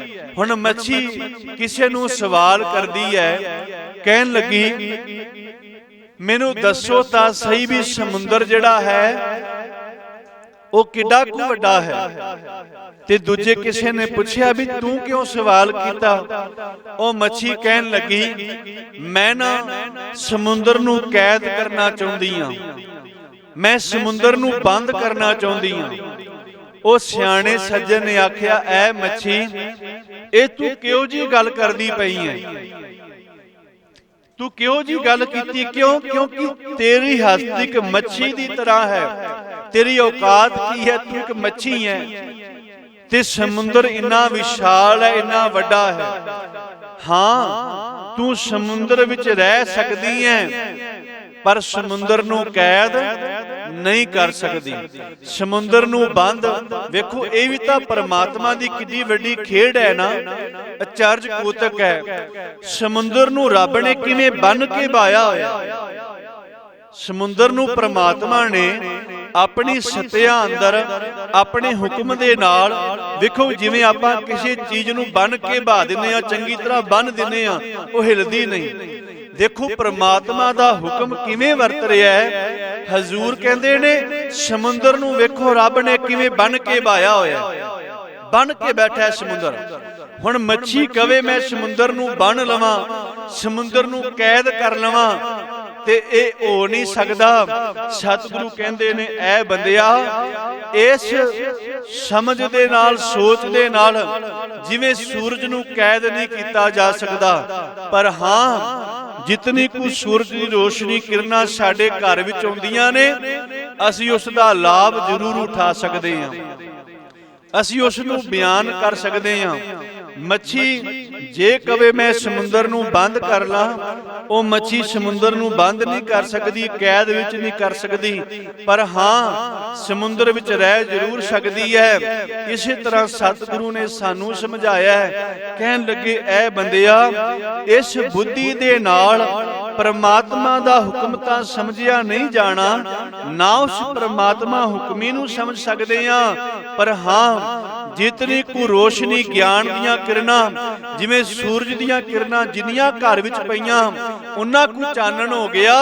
ਸਾਹਿਬ ਕਹਿੰਦੇ ਨੇ ਇਸੇ ਤਰ੍ਹਾਂ ਜਿਤਨੀ ਕੁ ਸਮਝ ਸੰਸਾਰ ਦੀ ਪਰਮਾਤਮਾ ਦੀ ਪਈ ਇਸ ਬੁੱਧੀ ਦੇ ਅੰਦਰ, ਉਸੇ ਤਰ੍ਹਾਂ ਮਹਾਤਮਾ ਜਨਾਂ ਨੇ, ਰੱਬ ਦੇ ਪਿਆਰਿਆਂ ਨੇ, ਪੀਰਾਂ ਨੇ, ਪੈਗੰਬਰਾਂ ਨੇ ਉਸ ਪਰਮਾਤਮਾ ਦੀ ਉਨੀ ਕੁ ਗੱਲ ਲੋਕਾਂ ਦੇ ਸਾਹਮਣੇ ਰੱਖ ਦਿੱਤੀ। ਤੇ ਕੋਈ ਇਹ ਕਵੇ ਵੀ ਵੇ ਪਰਮਾਤਮਾ ਨੂੰ ਪੂਰਨ ਤੌਰ ਤੇ ਬਿਆਨ ਕਰ ਦਿੱਤਾ, ਸਤਿਗੁਰੂ ਕਹਿੰਦੇ ਨੇ ਇਹ ਤਾਂ ਹੋ ਹੀ ਨਹੀਂ ਸਕਦਾ। ਕੋਈ ਇਹ ਕਵੇ, ਕੋਈ ਪੀਰ ਪੈਗੰਬਰ, ਕੋਈ ਦੇਵਤਾ ਇਹ ਕਹੇ ਮੈਂ ਰੱਬ ਦੇ ਗੁਣਾਂ ਨੂੰ ਸਾਰਿਆਂ ਨੂੰ ਵਰਣਨ ਕਰ ਦਿੱਤਾ, ਇਸ ਤੋਂ ਬਾਅਦ ਫੁੱਲ ਸਟਾਪ ਹੈ। ਸਾਹਿਬ ਕਹਿੰਦੇ ਨੇ ਗੱਲ ਝੂਠੀ ਹੋਵੇਗੀ। ਬਸ ਜਿੰਨੀ ਕੁ ਸੋਝੀ ਜਿਸ ਭਾਂਡੇ ਅੰਦਰ ਪਈ, ਮਹਾਰਾਜ ਕਹਿੰਦੇ ਉਹਨਾਂ ਕੁ ਗਿਆਨ ਸੰਸਾਰ ਵਿੱਚ ਪਰਮਾਤਮਾ ਦਾ ਪ੍ਰਗਟ ਕੀਤਾ। ਆਓ ਹੁਣ ਇਹ ਗੱਲ ਸਮਝਣੀ ਬੜੀ ਸੌਖੀ ਹੋਵੇਗੀ। ਅੱਜ ਦੀ ਤੀਜੀ ਪੌੜੀ ਦੀ ਵਿਚਾਰ ਸਤਿਗੁਰੂ ਗੁਰੂ ਨਾਨਕ ਦੇਵ ਮਹਾਰਾਜ ਜੀ ਕਹਿੰਦੇ, ਉਸੇ ਪਰਮਾਤਮਾ ਦੇ ਜਿਸ ਦਾ ਹੁਕਮ ਵਰਤ ਰਿਹਾ ਸੰਸਾਰ ਵਿੱਚ, ਉਸ ਦੇ ਹੁਕਮ ਦੇ ਅੰਦਰ ਹੀ ਗਾਵੇ ਕੋ ਤਾਣ, ਹੋਵੇ ਕਿਸੈ ਤਾਣ। ਤਾਣ ਕਹਿੰਦੇ ਨੇ ਬਲ।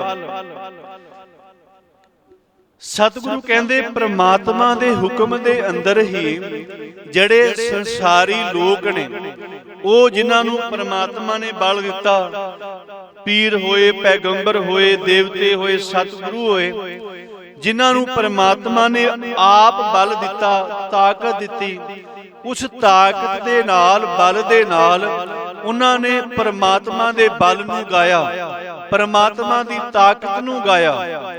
ਕਹਿਣ ਤੋਂ ਭਾਵ ਕੀ ਹੈ ਕਿ ਗੁਰੂ ਨਾਨਕ ਦੇਵ ਸਾਹਿਬ ਸਾਨੂੰ ਸਮਝਾਉਂਦੇ ਨੇ, ਜਿੰਨਾ ਕੁ ਗਿਆਨ ਇਸ ਭਾਂਡੇ ਵਿੱਚ ਪਿਆ ਪਰਮੇਸ਼ਵਰ ਦੇ ਵੱਲੋਂ, ਪਰਮਾਤਮਾ ਦੇ ਹੁਕਮ ਅਨੁਸਾਰ, ਉਹਨਾਂ ਕੁ ਗਿਆਨ, ਉਹਨਾਂ ਕੁ ਬਲ, ਆਪਣੇ ਬਲ ਦੇ ਨਾਲ ਜਿਹੜਾ ਪਰਮਾਤਮਾ ਨੇ ਦਿੱਤਾ, ਉਸ ਬਲ ਦੇ ਨਾਲ ਉਹਨਾਂ ਕੁ ਬਲ ਪ੍ਰਗਟ ਕਰ ਦਿੱਤਾ।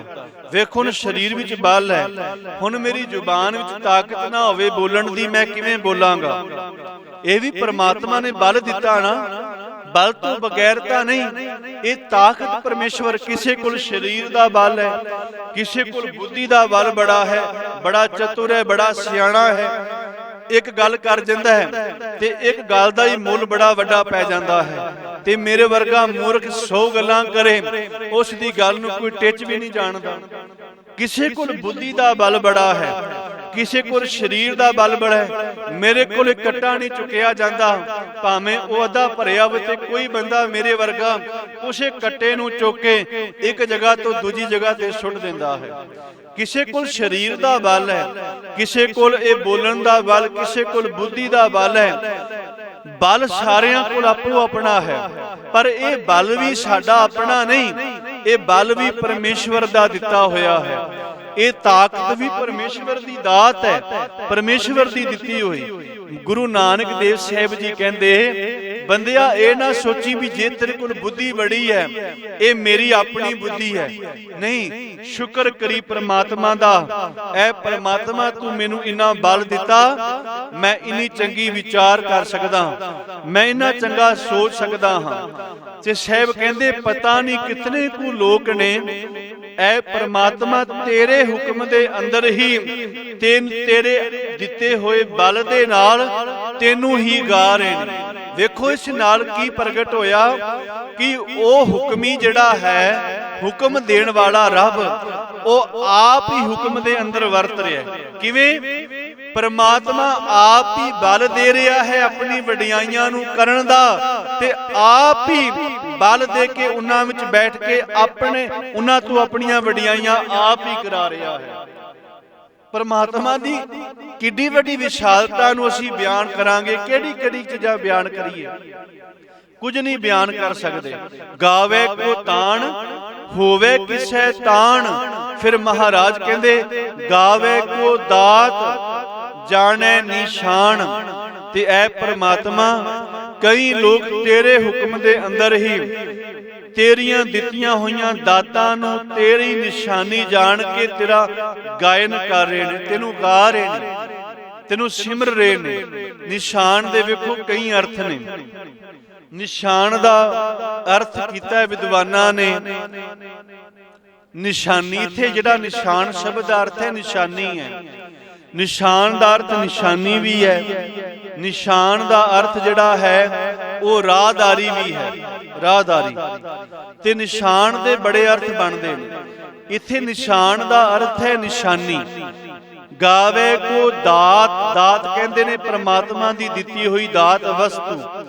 कई लोग संसार विच ਜਿਹੜੀਆਂ ਦਾਤਾਂ ਬੰਦੇ ਨੂੰ ਪਰਮਾਤਮਾ ਦੇ ਵੱਲੋਂ ਮਿਲਦੀਆਂ ਨੇ। ਮੰਨ ਲਓ ਸਾਨੂੰ ਪਰਮਾਤਮਾ ਨੇ ਪੁੱਤਰ ਦਿੱਤਾ, ਇਹ ਪਰਮਾਤਮਾ ਦੀ ਦਾਤ ਹੈ। ਧੀ ਦਿੱਤੀ ਪਰਮਾਤਮਾ ਦੀ ਦਾਤ ਹੈ। ਵਸਤੂਆਂ ਦਿੱਤੀਆਂ ਪਰਮਾਤਮਾ ਦੀਆਂ ਦਾਤਾਂ ਨੇ। ਕਈ ਲੋਕ ਸੰਸਾਰ ਵਿੱਚ ਗੁਰੂ ਨਾਨਕ ਦੇਵ ਸਾਹਿਬ ਜੀ ਕਹਿੰਦੇ ਪਰਮਾਤਮਾ ਦੇ ਹੁਕਮ ਦੇ ਅੰਦਰ ਹੀ।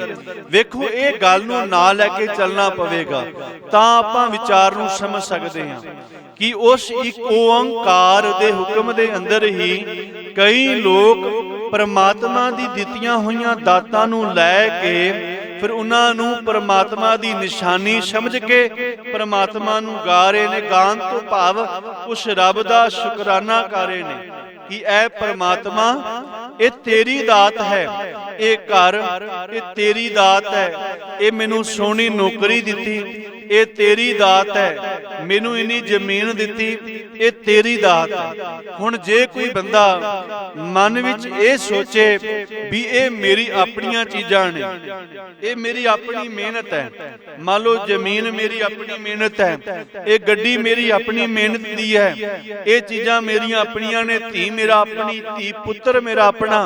साहब कहंदे मूर्ख होवेगा, वो मूर्ख है। जमीन जे तेरे कोल है, एक वो भी बंदा है जिस कोल कोई जमीन नहीं, फिर की आखेगा? ये भी परमात्मा दी दात है जिसनू परमात्मा ये दातां देवे। सतगुरु कहंदे हर एक चीज परमात्मा दी दित्ती हुई दात है। अच्छा असी दात समझिए उसनू भी साडी अपनी मेहनत कीती नहीं, मैं मेहनत कीती जे मैनू फल ना मिले तो फिर मेरा की जोर है। ये भी रब दी वडियाई है ना।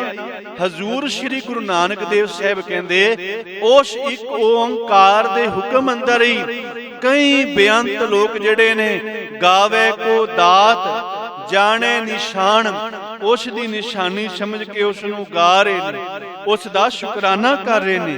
फिर अगे महाराज कहंदे गावे को गुण वडियाइयां चार। हजूर गुरु नानक देव साहब कहंदे कोई जड़ा है गावे को शब्द जड़ा है बाणी विच कई बार आया है। महाराज ने कई बार को शब्द वरतिया है। इथे साहब कहंदे ने जिहड़े कई जने ने, कई लोग ऐ परमात्मा ऐ एक ओंकार तेरे हुक्म दे अंदर ही तेरियां वडियाइयां नू गा रहे ने। वडियाइयां चार, इथे चार जिहड़ा देखो दो अर्थां विच बाणी विच आया है। एक तां गिणती दे, एक है सुंदर। इथे चार दा अर्थ है सुंदर। जिवें आपां बाणी विच चार शब्द एक जगह होर पढ़दे हां, उत्थे महाराज कहंदे ने उत्थे गिनती दे चार दा जिक्र कीता है, पर इत्थे सतगुरु ने चार जिक्र किया सुंदर। इसदे अर्थ बनते ने साहब कहंदे वडियाइयां चार भाव सुंदर वडियाइयां। ते ऐ परमात्मा कई तेरियां सुंदर सुंदर जिहड़ियां वडियाइयां ने तेरे हुक्म दे अंदर ही उन्हां नूं गा रहे ने। गावे को विद्या विखम विचार। इथे उच्चारण करने विचार, इथे विचार आपां पढ़ दिने आ विचार। ਫਿਰ ਪਾਠ ਗਲਤ ਹੋਵੇਗਾ। इथे आपां उच्चार करना विचार गावे को विद्या विखम विचार गावे को गाउंदे हन। विद्या भाव जो आपां विद्या प्राप्त करदियां ज्ञान। विखम विखम दा अर्थ है कठिन मुश्किल। विचार विचार दा अर्थ है परमात्मा दी वो विचार गल बात आपां कह सकते हाँ कि उस परमात्मा की जिहड़ी बड़ी ही विखम मुश्किल विचार है ना, जिहड़ी बयान करनी बड़ी औखी है, वो अपने ज्ञान दे नाल बख्शी हुए ज्ञान दे नाल विद्या दे नाल संसार विच परमात्मा दी विचार नूं गाउंदे ने, विचार नूं प्रगट करदे ने। वेखो ये भी बड़ी वड्डी दात है उस परमेश्वर दी। जे कोई परमात्मा दी विचार करदा है, कोई किसी तरीके नाल विचार करदा है, कोई किसी तरीके नाल विचार करदा है।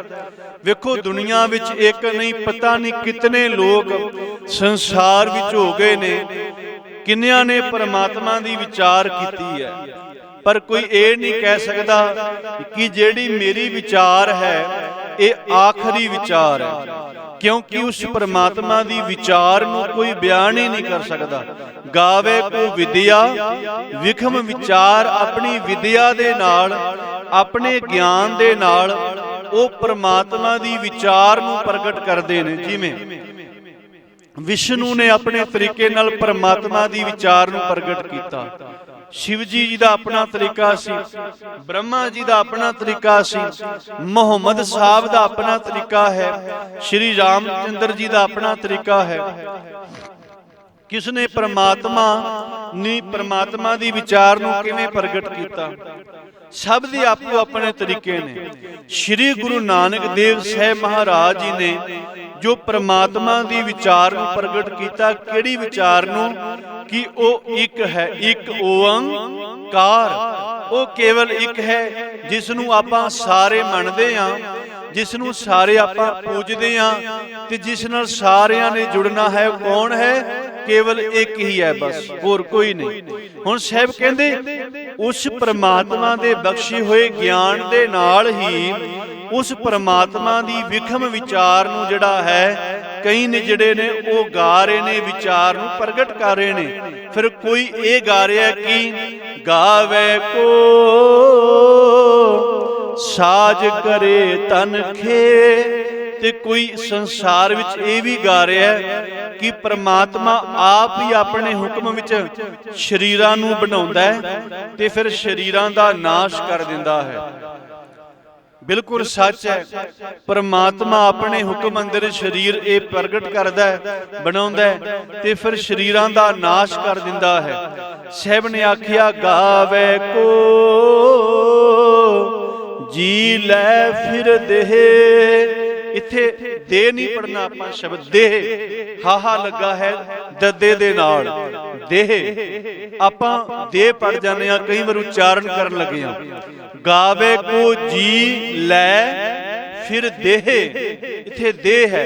हुण सतगुरु श्री गुरु नानक देव महाराज कहंदे ने वेखो परमात्मा ने शरीर बनाया भी, शरीर नूं नाश भी कर दिता, ते फिर शरीर जदों नाश होया, नाश करन तो पहला पहला जिंद दे विचों कढ के फिर दूजे शरीर विच जिंद परमात्मा ने पा दित्ती।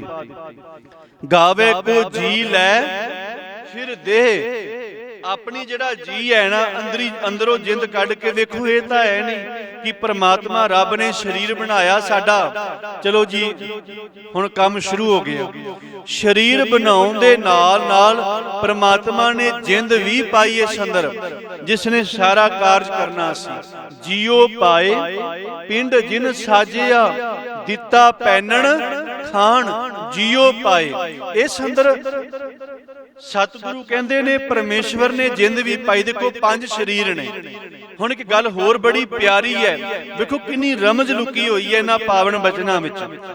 ये शरीर जी किन्ने तत्तां नाल बने है? तकरीबन सानू सारियां नूं पता होवेगा, सुनियो ध्यान दे नाल। सारियां नूं पता है साडा शरीर 5 तत्तां दे नाल बने है जी। ਤੇ ਵੇਖੋ ਪੰਜ ਤੱਤ, ਜਿਹੜੇ ਪੰਜ ਤੱਤਾਂ ਨਾਲ ਪਰਮੇਸ਼ਵਰ ਨੇ ਸਰੀਰ ਬਣਾਇਆ ਹੈ ਨਾ, ਸੁਣਿਓ, ਪੰਜ ਤੱਤ ਆਪਸ ਵਿੱਚ ਵਿਰੋਧੀ ਨੇ, ਇੱਕ ਦੂਜੇ ਦੇ ਵਿਰੋਧੀ, ਇੱਕ ਦੂਜੇ ਦੇ ਦੁਸ਼ਮਣ ਨੇ ਪੰਜੇ ਤੱਤ। ਵਿਚਾਰ ਕੇ ਦੇਖੋ, ਅੱਗ ਤੇ ਪਾਣੀ, ਕੋਈ ਮੇਲ ਹੈ ਇਹਨਾਂ ਦਾ? ਅੱਗ ਪਾਣੀ ਦੀ ਦੁਸ਼ਮਣ ਹੈ, ਪਾਣੀ ਅੱਗ ਦੀ। ਅੱਗ ਦੇ ਉੱਤੇ ਪਾਣੀ ਪਿਆ, ਅੱਗ ਦੀ ਹੋਂਦ ਹੀ ਖਤਮ ਕਰ ਦਿੰਦਾ ਹੈ ਪਾਣੀ, ਤੇ ਪਾਣੀ ਵਿੱਚ ਅੱਗ ਕਿਵੇਂ ਲਾਓਗੇ? ਉਹ ਵੱਖਰੀ ਗੱਲ ਹੈ। ਅੱਜ ਡਾਇਲੋਗ ਬੰਦਿਆਂ ਨੇ ਬੜੇ ਬੜੇ, ਕੀ ਹੈ ਬੰਦਿਆ, ਅਸੀਂ ਉਹ ਆ ਜਿਹੜੇ ਬਰਫਾਂ ਵਿੱਚ ਵੀ ਅੱਗ ਲਾ ਦਿੰਦੇ। ਇਹ ਤਾਂ ਡਾਇਲੋਗ ਨੇ ਨਾ ਕੱਲੇ, ਬਸ ਇੱਕ ਮੋਟੀਵੇਸ਼ਨ ਵਾਸਤੇ, ਕਿ ਅਸੀਂ ਬਰਫਾਂ ਵਿੱਚ ਵੀ ਅੱਗ ਲਾ ਦਿੰਦੇ ਆ, ਅਸੀਂ ਉਹ ਆ। ਕਦੇ ਕਿਸੇ ਨੇ ਲਾਈ ਬਰਫਾਂ ਚ ਅੱਗ ਜੀ? ਇਹ ਤਾਂ ਕੇਵਲ ਡਾਇਲੋਗ ਨੇ ਨਾ। ਪਰ ਵੇਖੋ, ਇਹ ਵਿਰੋਧੀ ਤੱਤ ਨੇ ਦੋਵੇਂ, ਅੱਗ ਪਾਣੀ ਇੱਕ ਦੂਜੇ ਦੇ ਵਿਰੋਧੀ ਨੇ ਸਾਰੇ। ਜੇ ਪ੍ਰਮਾਤਮਾ ਚਾਵੇ ਵਿਰੋਧੀਆਂ ਨੂੰ ਇਕੱਠਾ ਕਰਕੇ ਆਪਣੇ ਹੁਕਮ ਦੇ ਅੰਦਰ ਉਹਨਾਂ ਨੂੰ ਇੱਕ ਕਰ ਸਕਦਾ ਹੈ, ਜੇ ਪ੍ਰਮਾਤਮਾ ਦੀ ਰਜ਼ਾ, ਪ੍ਰਮਾਤਮਾ ਦਾ ਹੁਕਮ ਵਰਤੇ। ਅਸੀਂ ਤੇ ਫਿਰ ਕੀ ਵਿਰੋਧੀ ਹਾਂ? ਅੱਗ ਤੇ ਪਾਣੀ ਦੀ ਇੰਨੀ ਵੱਡੀ ਵਿਰੋਧ ਹੈ, ਰੱਬ ਨੇ ਉਹਨਾਂ ਨੂੰ ਇਕੱਠਾ ਕਰ ਦਿੱਤਾ, ਤੇ ਇਕੱਠਾ ਕਰਕੇ ਪ੍ਰਮਾਤਮਾ ਨੇ ਇੱਕ ਢਾਂਚਾ ਖੜਾ ਕਰ ਦਿੱਤਾ। ਵੇਖੋ, ਪੰਜਾਂ ਤੱਤਾਂ ਨੂੰ ਇਕੱਠਾ ਕੀਤਾ, ਤੇ ਜਦੋਂ ਫਿਰ ਢਾਂਚਾ ਪਰਮੇਸ਼ਵਰ ਨੇ ਤੋੜਿਆ, ਇਹ ਘੜਾ ਭੱਜਾ, ਫਿਰ ਪੰਜੋ ਤੱਤ ਜਿਹੜੇ ਸਨ ਉਹ ਫਿਰ ਆਪਸ ਵਿੱਚ ਆਪਣੇ ਆਪੇ ਵਿੱਚ ਜਾ ਕੇ ਲੀਨ ਹੋ ਗਏ। ਪਵਨੇ ਮੈਂ ਪਵਨ ਸਮਾਇਆ, ਜੋਤੀ ਮੈਂ ਜੋਤ ਰਲ ਜਾਇਆ, ਮਾਟੀ ਮਾਟੀ ਹੋਈ ਏਕ, ਰੋਵਣ ਹਾਰੇ ਕੀ ਕਵਨ ਟੇਕ। ਸਤਿਗੁਰੂ ਕਹਿੰਦੇ ਇਹਨਾਂ ਪੰਜਾਂ ਵਿਰੋਧੀਆਂ ਨੂੰ ਮਹਾਰਾਜ ਨੇ ਇਕੱਠਾ ਕਰਕੇ ਪੰਜਾਂ ਤੱਤਾਂ ਤੱਕ ਢਾਂਚਾ ਖੜਾ ਕੀਤਾ, ਤੇ ਜਦੋਂ ਢਾਂਚਾ ਟੁੱਟਿਆ, ਢਾਂਚਾ ਵਿਣਸਿਆ, ਤੇ ਫਿਰ ਪੰਜੇ ਤੱਤ ਆਪਣੇ ਤੱਤਾਂ ਵਿੱਚ ਜਾ ਕੇ ਲੀਨ ਹੋ ਗਏ। ਤੇ ਗੁਰਮੁਖੋ, ਸਤਿਗੁਰੂ ਸ੍ਰੀ ਗੁਰੂ ਨਾਨਕ ਦੇਵ ਮਹਾਰਾਜ ਕਹਿੰਦੇ, ਕਈ ਲੋਕ ਇਸ ਗੱਲ ਨੂੰ ਗਾਉਂਦੇ ਨੇ, ਇਸ ਗੱਲ ਦਾ ਵਿਚਾਰ ਕਰਦੇ ਨੇ ਪ੍ਰਮਾਤਮਾ ਦੇ ਬਾਰੇ, ਰੱਬ ਦੇ ਹੁਕਮ ਅੰਦਰ ਹੀ, ਕਿ ਉਹ ਪ੍ਰਮਾਤਮਾ ਆਪ ਹੀ ਸ਼ਰੀਰਾਂ ਨੂੰ ਸਾਜਦਾ ਹੈ। ਗਾਵੇ ਕੋ ਸਾਜ ਕਰੇ ਤਨਖੇ, ਫਿਰ ਉਹਨਾਂ ਨੂੰ ਸਵਾ ਕਰ ਦਿੰਦਾ ਹੈ। ਗਾਵੇ ਕੋ ਜੀ ਲੈ ਫਿਰ ਦੇਹ, ਉਹ ਆਪ ਹੀ ਉਹਨਾਂ ਵਿੱਚੋਂ ਜਿੰਦ ਕੱਢ ਕੇ ਫਿਰ ਅਗਲਾ ਸ਼ਰੀਰ ਉਹਨਾਂ ਨੂੰ ਬਖਸ਼ ਦਿੰਦਾ ਹੈ, ਤੇ ਆਖਦੇ ਜਾ ਤੁਰਿਆ ਫਿਰ ਜਾ ਕੇ ਘੁੰਮਦਾ ਫਿਰ। ਸਤਿਗੁਰੂ ਗੁਰੂ ਨਾਨਕ ਸਾਹਿਬ ਜੀ ਕਹਿੰਦੇ, ਸਭ ਕੁਝ ਪ੍ਰਮਾਤਮਾ ਦੇ ਹੁਕਮ ਵਿੱਚ ਹੀ ਲੋਕ ਪ੍ਰਮਾਤਮਾ ਨੂੰ ਗਾ ਰਹੇ ਨੇ। ਦੇਖੋ, ਅਸ਼ਟਾਵਕਰ ਸਾਰੇ ਤੁਸੀਂ ਜਾਣਦੇ ਹੋ। ਜਦੋਂ ਤੁਰਦਾ ਸੀ, ਕਹਾਣੀ ਨਹੀਂ, ਕੇਵਲ ਉਦਾਹਰਨ ਹੈ ਸਮਝਣ ਵਾਸਤੇ। ਅਸ਼ਟਾਵਕਰ ਜਦੋਂ ਤੁਰਿਆ ਗਿਆ ਨਾ, ਰਾਜ ਦਰਬਾਰ ਵਿੱਚ ਗਿਆ, ਕਹਿੰਦੇ 8 ਜਗ੍ਹਾ ਤੋਂ ਸਰੀਰ ਉਹਦਾ ਹਿਲਦਾ ਸੀ। 8 ਜਗ੍ਹਾ ਤੋਂ ਸਰੀਰ ਉਹਦਾ ਹਿਲਦਾ ਸੀ, ਜਿਹਨੂੰ ਆਪਾਂ ਕਹਿ ਦਿੰਦੇ ਵੀ ਇੱਕ ਰੂਪ ਬੰਦਾ ਹੈ। ਜਦੋਂ ਤੁਰਦਾ ਤੇ 8 ਜਗ੍ਹਾ ਤੋਂ ਸਰੀਰ ਹਿਲਦਾ ਸੀ। ਤੇ ਜਦੋਂ ਤੁਰ ਕੇ ਗਿਆ ਨਾ ਅਸ਼ਟਾਵਕਰ ਦਰਬਾਰ ਦੇ ਅੰਦਰ, ਰਾਜੇ ਦੇ ਸਾਰੇ ਵੇਖ ਕੇ, ਜਿੰਨੇ ਵੀ ਮੰਤਰੀ ਸ਼ੰਤਰੀ ਸਾਰੇ ਸਨ, ਸਭਾ ਵਿੱਚ ਜਿੰਨੇ ਵੀ ਬੈਠੇ, ਸਾਰੇ ਵੇਖ ਕੇ ਖਿੜਖਿੜ ਹੱਸਣ ਲੱਗ ਪਏ। ਤੇ ਗੁਰਮੁਖੋ, ਜਦੋਂ ਉਹ ਹੱਸੇ ਤੇ ਅਸ਼ਟਾਵਕਰ ਕਹਿਣ ਲੱਗਾ, ਮੇਰੇ ਉੱਪਰ ਕੀ ਹੱਸਦੇ ਹੋ? ਮੈਨੂੰ ਵੀ ਉਸੇ ਪ੍ਰਮਾਤਮਾ ਨੇ ਬਣਾਇਆ ਜਿਸ ਪ੍ਰਮਾਤਮਾ ਨੇ ਤੁਹਾਨੂੰ ਬਣਾਇਆ। ਜੇ ਹੱਸਣਾ, ਜੇ ਤੁਸੀਂ ਮੇਰੇ ਉੱਤੇ ਹੱਸ ਰਹੇ ਹੋ ਨਾ, ਇਸ ਦਾ ਮਤਲਬ ਹੈ ਤੁਸੀਂ ਪ੍ਰਮਾਤਮਾ ਤੇ ਹੱਸ ਰਹੇ ਹੋ। ਸਮਝਿਓ ਗੱਲ ਨੂੰ। ਜੇ ਮੇਰੇ ਉੱਤੇ ਹੱਸ ਰਹੇ ਹੋ, ਇਸ ਦਾ ਮਤਲਬ ਕੀ ਹੈ? ਤੁਸੀਂ ਪ੍ਰਮਾਤਮਾ ਤੇ ਹੱਸ ਰਹੇ ਹੋ। ਕਿਉਂ? ਮੈਨੂੰ ਵੀ ਬਣਾਉਣ ਵਾਲਾ ਉਹੀ ਹੈ, ਮੈਂ ਆਪਣੀ ਮਰਜ਼ੀ ਨਾਲ ਬਣਿਆ। ਅਸੀਂ ਤਾਂ ਸੈੱਲ ਸੀ ਨਾ, ਮਾਤਾ ਦੇ ਗਰਭ ਵਿੱਚ ਇੱਕ ਸੈੱਲ ਕਈ ਸਾਨੋਂ ਵਾਲੇ, ਪਰ ਇੱਕ ਸੈੱਲ ਦੇ ਉੱਤੇ ਕਿਰਪਾ ਹੋਈ, ਉਸ ਸੈੱਲ ਤੇ ਉਸ ਪ੍ਰਮਾਤਮਾ ਨੇ ਕਿਰਪਾ ਕੀਤੀ, ਸਾਡਾ ਨਿਵਾਸ ਮਾਤਾ ਦੇ ਗਰਭ ਵਿੱਚ ਹੋ ਗਿਆ।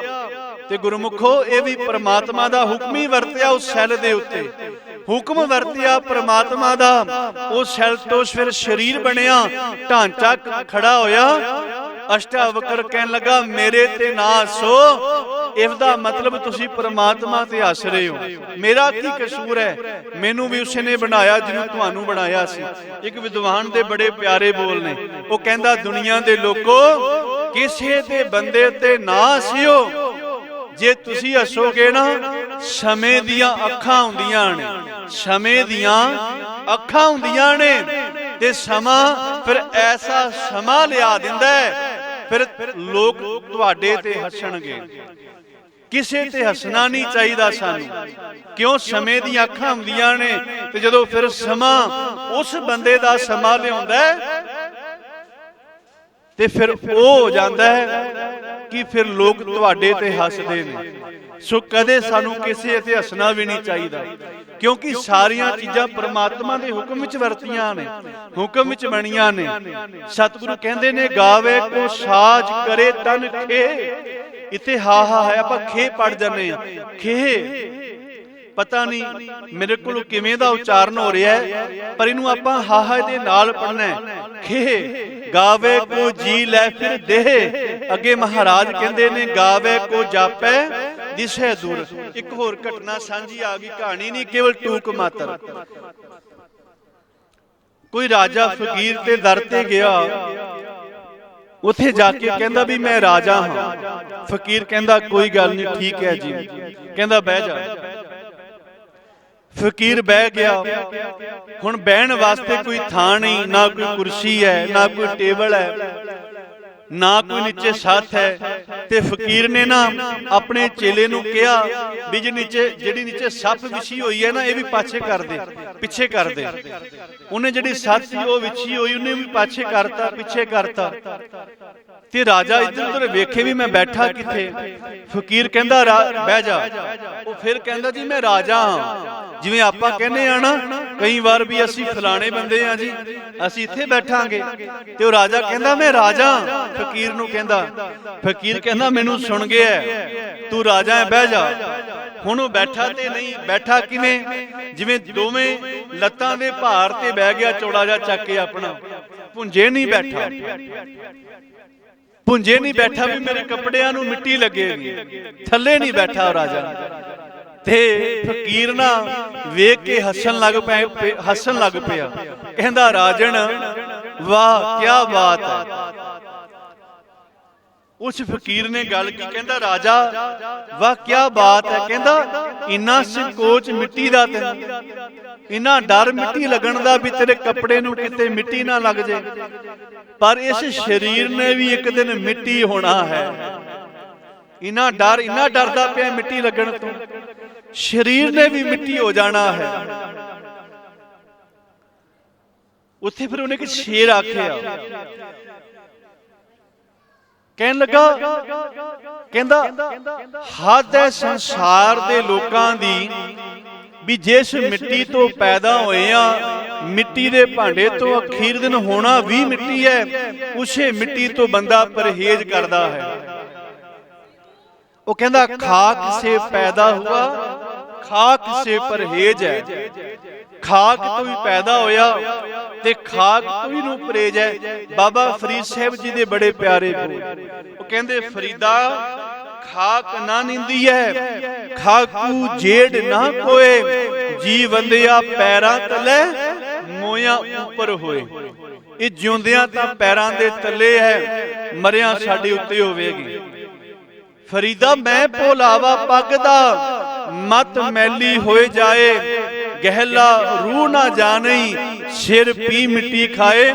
ਰੂਹ ਮੇਰੀ ਇਹ ਨਹੀਂ ਜਾਣਦੀ, ਇੰਨੀ ਕੁ ਬੇਅੰਦਾਜ਼ ਹੋ ਚੁੱਕੀ ਹੈ ਕਿ ਇਸ ਸਿਰ ਨੂੰ ਵੀ ਇੱਕ ਦਿਨ ਮਿੱਟੀ ਨੇ ਖਾ ਜਾਣਾ ਹੈ। ਸਾਹਿਬ ਕਹਿੰਦੇ ਨੇ ਇਹ ਸਰੀਰ ਪੰਜਾਂ ਤੱਤਾਂ ਦੇ ਨਾਲ ਪੈਦਾ ਹੋਇਆ। ਕਈ ਲੋਕ ਇਸ ਤਰ੍ਹਾਂ ਪ੍ਰਮਾਤਮਾ ਦੇ ਹੁਕਮ ਅੰਦਰ ਗਾ ਰਹੇ ਨੇ। ਫਿਰ ਮਹਾਰਾਜ ਕਹਿੰਦੇ ਗਾਵੇ ਕੋ ਜਾਪੈ ਦਿਸੈ ਦੂਰ। ਕੋਈ ਕਹਿ ਰਿਹਾ ਪ੍ਰਮਾਤਮਾ ਬੜੀ ਦੂਰ ਹੈ, ਕੋਈ ਕਹਿ ਰਿਹਾ ਸਤਵੇਂ ਆਕਾਸ਼ ਤੇ ਹੈ, ਕੋਈ ਕਹਿ ਰਿਹਾ ਕਿਤੇ ਹੈ, ਤੇ ਕੋਈ ਸਤਿਗੁਰੂ ਕਹਿੰਦੇ ਗਾਵੇ ਕੋ ਵੇਖੈ ਹਾਜ਼ਰਾ ਹਦੂਰ। ਤੇ ਕਈ ਲੋਕ ਐਸੇ ਵੀ ਨੇ ਜਿਹੜੇ ਇਹ ਗਾ ਰਹੇ ਨੇ ਕਿ ਰੱਬ ਹਾਜ਼ਰ ਨਾਜ਼ਰ ਹੈ। ਹਾਜ਼ਰਾ ਹਦੂਰ ਸ਼ਬਦ ਵਰਤਿਆ ਗੁਰੂ ਨਾਨਕ ਦੇਵ ਸਾਹਿਬ ਜੀ ਨੇ। ਕਈ ਲੋਕ ਗਾ ਰਹੇ ਨੇ ਪ੍ਰਮਾਤਮਾ ਅੰਗ ਸੰਗ ਹੈ। ਫਿਰ ਮਹਾਰਾਜ ਕਹਿੰਦੇ ਇੰਨਾ ਕੁਝ ਗਾ ਕੇ ਵੀ ਸਤਿਗੁਰੂ ਕਹਿੰਦੇ ਫਿਰ ਵੀ ਪਰਮਾਤਮਾ ਬਾਰੇ ਅਸੀਂ ਕੁਝ ਨਹੀਂ ਕੱਥ ਸਕੇ, ਕੁਝ ਵੀ ਬਿਆਨ ਨਹੀਂ ਕਰ ਸਕੇ।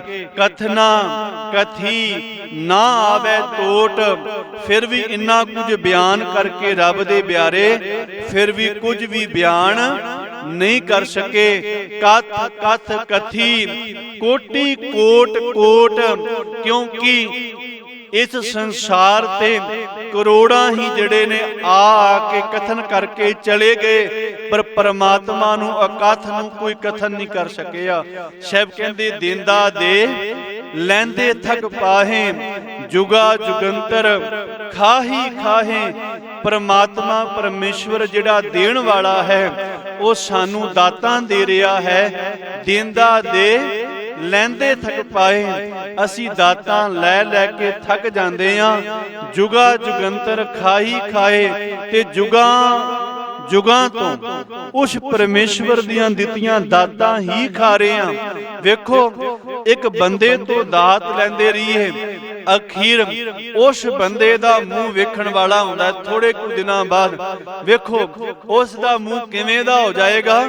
ਉਹ ਬੰਦਾ ਜਿਹੜਾ ਪਹਿਲਾਂ ਖੁਸ਼ ਸੀ ਪਹਿਲੀ ਵਾਰ ਦਿੰਦੇ ਆ, ਦੂਜੀ ਵਾਰ ਉਹ ਬੰਦਾ ਨਾ ਉਸ ਦਾ ਮੂੰਹ ਥੋੜਾ ਜਿਹਾ ਸੁਕੜ ਜਾਏਗਾ, ਤੀਜੀ ਵਾਰ ਮੱਥੇ ਤੇ ਤਰੇੜੀਆਂ ਜਾਣਗੀਆਂ, ਚੌਥੀ ਵਾਰ ਅੱਖਾਂ ਵਿੱਚ ਗੁੱਸਾ ਆ ਜਾਏਗਾ, ਲਾਲ ਹੋ ਜਾਣਗੀਆਂ ਅੱਖਾਂ, ਪੰਜਵੀਂ ਵਾਰ ਤਾਂ ਜੋ ਹੋਵੇਗਾ ਫਿਰ ਸਾਨੂੰ ਪਤਾ ਹੀ ਹੈ। ਪੰਜਵੀਂ ਵਾਰ ਤਾਂ ਇਹ ਹੋਣਾ ਵੀ ਹੁਣ ਤੇ ਬੰਦਾ ਘਰ ਹੀ ਨਹੀਂ ਹੈਗਾ, ਉਹ ਤੇ ਬਾਹਰ ਗਿਆ ਜੀ, ਉਹ ਤੇ ਹੈ ਹੀ ਨਹੀਂ ਇੱਥੇ। ਪਰ ਵੇਖੋ ਪਰਮਾਤਮਾ ਦੀਆਂ ਦਾਤਾਂ ਜੁਗਾਂ ਜੁਗਾਂ ਤੋਂ ਲੈ ਕੇ ਖਾ ਰਹੇ ਹਾਂ। ਬੰਦੇ ਤੋਂ ਲੈ ਕੇ ਖਾਂਦੇ ਰਵਾਂਗੇ, ਕਿੰਨੇ ਕੁ ਦਿਨ ਖਾਵਾਂਗੇ, ਤੇ ਬੰਦਾ ਕਿੰਨਾ ਕੁ ਚਿਰ ਦੇਗਾ। ਮੰਨ ਲਓ ਉਹ ਗੁੱਸਾ ਵੀ ਨਾ ਕਰੇ, ਤਿਉੜੀਆਂ ਵੀ ਨਾ ਪਾਏ, ਦਿੰਦਾ ਰਵੇ, ਇੱਕ ਦਿਨ ਉਹਦਾ ਖਜ਼ਾਨਾ ਖਾਲੀ ਹੋਵੇਗਾ, ਫਿਰ ਕਿੱਥੋਂ ਦੇਗਾ। ਪਰ ਉਹ ਰੱਬ ਪਰਮੇਸ਼ਵਰ ਇੰਨਾ ਬੇਅੰਤ ਹੈ, ਉਸ ਦਾ ਖਜ਼ਾਨਾ ਕਦੇ ਖਾਲੀ ਨਹੀਂ ਹੁੰਦਾ। ਤਾਂ ਹੀ ਸਤਿਗੁਰੂ ਕਹਿੰਦੇ ਨੇ ਇੱਕ ਨਾਲ ਜੁੜੋ, ਉਸ ਕੋਲ ਇਤਨੀਆਂ ਦਾਤਾਂ ਨੇ ਜੁਗਾਂ ਜੁਗਾਂ ਤੋਂ, ਜਿਸ ਤੋਂ ਲੈ ਕੇ ਖਾ ਰਹੇ ਹਾਂ। ਜੁਗਾ ਜੁਗੰਤਰ ਖਾਹੀ ਖਾਹੇ। ਪਰ ਸਾਹਿਬ ਕਹਿੰਦੇ ਹੁਣ ਉਹੀ ਦੇਖੋ ਗੱਲ ਆਈ ਤੀਜੀ ਪੌੜੀ ਵਿੱਚ ਵੀ, ਮਹਾਰਾਜ ਕਹਿੰਦੇ ਹੁਕਮੀ ਹੁਕਮ ਚਲਾਏ ਰਾਹ। ਉਹ ਪਰਮਾਤਮਾ ਹੁਕਮੀ ਹੀ ਇਹ ਸਭ ਕੁਝ ਆਪਣਾ ਹੁਕਮ ਚਲਾ ਰਿਹਾ ਹੈ। ਨਾਨਕ ਵਿਗਸੈ ਵੇ ਪ੍ਰਵਾਹ, ਵਿਗਸੈ ਭਾਵ ਹੈ ਨਾਨਕ ਉਹ ਪਰਮੇਸ਼ਵਰ ਵੇਖ ਕੇ ਆਪ ਹੀ ਖੁਸ਼ ਹੁੰਦਾ ਹੈ, ਤੇ ਉਹ ਆਪ ਹੀ ਬੇਪਰਵਾਹ ਹੈ, ਤੇ ਉਹਨੂੰ ਕਿਸੇ ਚੀਜ਼ ਦੀ ਪਰਵਾਹ ਨਹੀਂ। ਜਿੰਨਾ ਕੋਈ ਮਰਜ਼ੀ ਮੰਗੀ ਜਾਏ, ਉਸ ਪਰਮਾਤਮਾ ਦਾ ਖਜ਼ਾਨਾ ਕਦੇ ਖਾਲੀ ਹੋਣ ਵਾਲਾ ਨਹੀਂ। ਉਹ ਬੇਪਰਵਾਹ, ਉਸ ਨੂੰ ਕੋਈ ਡਰ ਨਹੀਂ, ਉਸ ਤੋਂ ਲੈ ਲੈ ਕੇ ਸਦੀਆਂ ਤੋਂ ਖਾ ਰਹੇ ਹਾਂ। ਸਤਿਗੁਰੂ ਕਹਿੰਦੇ ਨੇ ਉਸ ਇੱਕ ਓੰਕਾਰ ਦਾ ਹੀ ਇਹ ਹੁਕਮ ਵਰਤ ਰਿਹਾ ਹੈ। ਅਗਲੀ ਚੌਥੀ ਪੌੜੀ ਵਿੱਚ ਫਿਰ ਸ੍ਰੀ ਗੁਰੂ ਨਾਨਕ ਸਾਹਿਬ ਜੀ ਨੇ ਜੋ ਪਹਿਲਾ ਸਵਾਲ ਕੀਤਾ ਕਿ ਕਿਵੇਂ ਸਚਿਆਰਾ, ਉਸ ਦਾ ਉੱਤਰ ਫਿਰ ਚੌਥੀ ਪੌੜੀ ਵਿੱਚ ਦਿੱਤਾ ਹੈ ਕਿ ਇਸ ਤਰੀਕੇ ਨਾਲ ਆਪਾਂ ਸਚਿਆਰ ਬਣ ਸਕਦੇ ਹਾਂ। ਇਹ ਚਾਰ ਪੌੜੀਆਂ ਵਿੱਚ ਫਿਰ ਅਗਲੀ ਵਿਚਾਰ ਸਤਿਗੁਰੂ ਜੀ ਆਰੰਭ ਕਰਨਗੇ ਪੰਜਵੀਂ ਪੌੜੀ 'ਚ। ਹੁਣ ਅਗਲੀ ਵਿਚਾਰ ਚੌਥੀ ਪੌੜੀ ਦੀ ਆਪਾਂ ਕੱਲ ਦੇ ਦੀਵਾਨਾਂ ਵਿੱਚ ਵਿਚਾਰਨ ਦਾ ਯਤਨ ਕਰਾਂਗੇ। ਸੋ ਇਤਨੀਆਂ ਕੁ ਬੇਨਤੀ ਪਰ ਪ੍ਰਵਾਨ ਕਰਨੀਆਂ, ਭੁੱਲ ਚੁੱਕ ਦੀ ਖਿਮਾ। ਆਓ ਸਤਿਗੁਰੂ ਜੀ ਦੇ ਦਰ ਸਦਕਾ ਆਪਾਂ 8ਵੇਂ ਪਾਤਸ਼ਾਹ ਧੰਨ ਧੰਨ ਸ੍ਰੀ ਗੁਰੂ ਹਰਿਕ੍ਰਿਸ਼ਨ ਮਹਾਰਾਜ ਜੀਆਂ ਦੇ ਪਾਵਨ ਦਰ ਦੀਆਂ ਹਾਜ਼ਰੀਆਂ ਭਰ ਰਹੇ ਹਾਂ। ਬੜੀ ਸ਼ਰਧਾ ਭਾਵਨਾ ਦੇ ਨਾਲ ਸੰਗਤਾਂ ਨੇ ਬੈਠ ਕੇ ਗੁਰਬਾਣੀ ਦੀ ਸ਼ਬਦ ਵਿਚਾਰ ਨੂੰ ਸ਼ਰਵਣ ਕੀਤਾ ਹੈ। ਬੜੇ ਹੀ ਪਿਆਰ ਦੇ ਨਾਲ ਸਤਿਗੁਰੂ ਧੰਨ ਧੰਨ ਸ੍ਰੀ ਗੁਰੂ ਹਰਿਕ੍ਰਿਸ਼ਨ ਸਾਹਿਬ ਮਹਾਰਾਜ ਜੀਆਂ ਦੇ ਚਰਨਾਂ ਵਿੱਚ ਇਹੀ ਅਰਦਾਸ ਹੈ, हे ਸੱਚੇ ਪਾਤਸ਼ਾਹ ਮਹਾਰਾਜ ਜੀਓ, ਆਪ ਜੀ ਕਿਰਪਾ ਕਰਨੀ, ਰਹਿਮਤ ਕਰਨੀ। ਆਈਆਂ ਹੋਈਆਂ ਸੰਗਤਾਂ ਦੀਆਂ ਹਾਜ਼ਰੀਆਂ ਅਤੇ ਜਿਹੜੀਆਂ ਸੰਗਤਾਂ ਆਪਣੇ ਘਰਾਂ ਵਿੱਚ ਬੈਠ ਕੇ ਲਾਈਵ ਇਸ ਪਾਵਨ ਸਥਾਨ ਤੋਂ ਸ਼ਰਵਣ ਕਰ ਰਹੀਆਂ ਨੇ, ਅਕਾਲ ਸਹਾਇ ਗੁਰਬਾਣੀ ਚੈਨਲ ਦੁਆਰਾ, ਬਾਲਾ ਪ੍ਰੀਤਮ ਚੈਨਲ ਦੁਆਰਾ, ਆਪਣੇ YouTube Facebook ਰਾਹੀਂ ਘਰਾਂ ਵਿੱਚ ਬੈਠ ਕੇ ਸ਼ਰਵਣ ਕਰ ਰਹੀਆਂ ਨੇ। ਸਤਿਗੁਰੂ ਸਭ ਸੰਗਤ ਦੀਆਂ ਹਾਜ਼ਰੀਆਂ ਆਪਣੇ ਦਰ ਤੇ ਪ੍ਰਵਾਨ ਕਰਨੀਆਂ।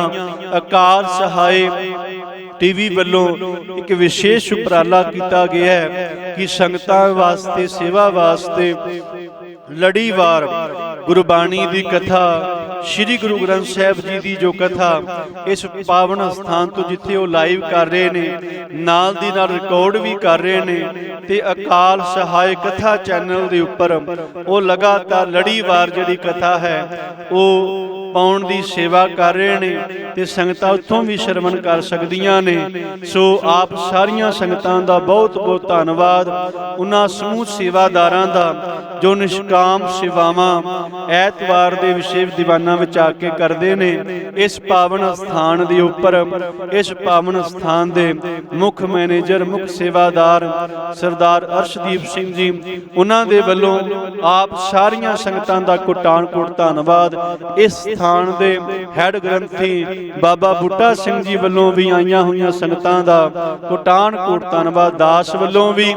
ਸੋ ਆਓ, ਬੇਨਤੀ ਹੈ ਆਪ ਸਾਰੀਆਂ ਸੰਗਤਾਂ ਜਿੱਥੇ ਆਪਣੀਆਂ ਦਸਵੰਧੀਆਂ ਭੇਟਾਵਾਂ ਗੁਰੂ ਕੀ ਗੋਲਕਾਂ ਵਿੱਚ ਪਾਉਂਦੇ ਹੋ, ਸੇਵਾਵਾਂ ਕਰਦੇ ਹੋ, ਇਸ ਸਥਾਨ ਦੀ ਜੋ ਕਾਰ ਸੇਵਾ ਵੀ ਨਿਰੰਤਰ ਜਾਰੀ ਹੈ। ਸੰਤ ਬਾਬਾ ਗੁਰਮੀਤ ਸਿੰਘ ਜੀ ਜੋ ਇਸ ਸਥਾਨ ਦੀ ਸੇਵਾਵਾਂ ਕਰਵਾ ਰਹੇ ਨੇ, ਪਾਵਨ ਸਥਾਨ ਦੀਆਂ ਕਾਰ ਸੇਵਾਵਾਂ ਵਿੱਚ ਬਾਹਰ ਸਤਿਗੁਰਾਂ ਦੇ ਪਾਵਨ ਸਥਾਨ ਉੱਪਰ ਹੀ ਟੋਕਰੀ ਲੈ ਕੇ ਬਜ਼ੁਰਗ ਬੈਠੇ ਨੇ, ਸੇਵਾਦਾਰ ਆਪਣੀਆਂ ਕਾਰ ਸੇਵਾਵਾਂ ਆਪ ਉੱਥੇ ਵੀ ਪਾ ਸਕਦੇ ਹੋ, ਤਾਂ ਕਿ ਜਿਹੜੀਆਂ ਇਹ ਜੋ ਕਾਰ ਸੇਵਾ ਹੈ ਇਹ ਲਗਾਤਾਰ ਨਿਰੰਤਰ ਆਪ ਸੰਗਤਾਂ ਦੇ ਸਹਿਯੋਗ ਨਾਲ ਚੱਲਦੀਆਂ ਨੇ, ਇਹ ਜਾਰੀ ਰਹਿਣ।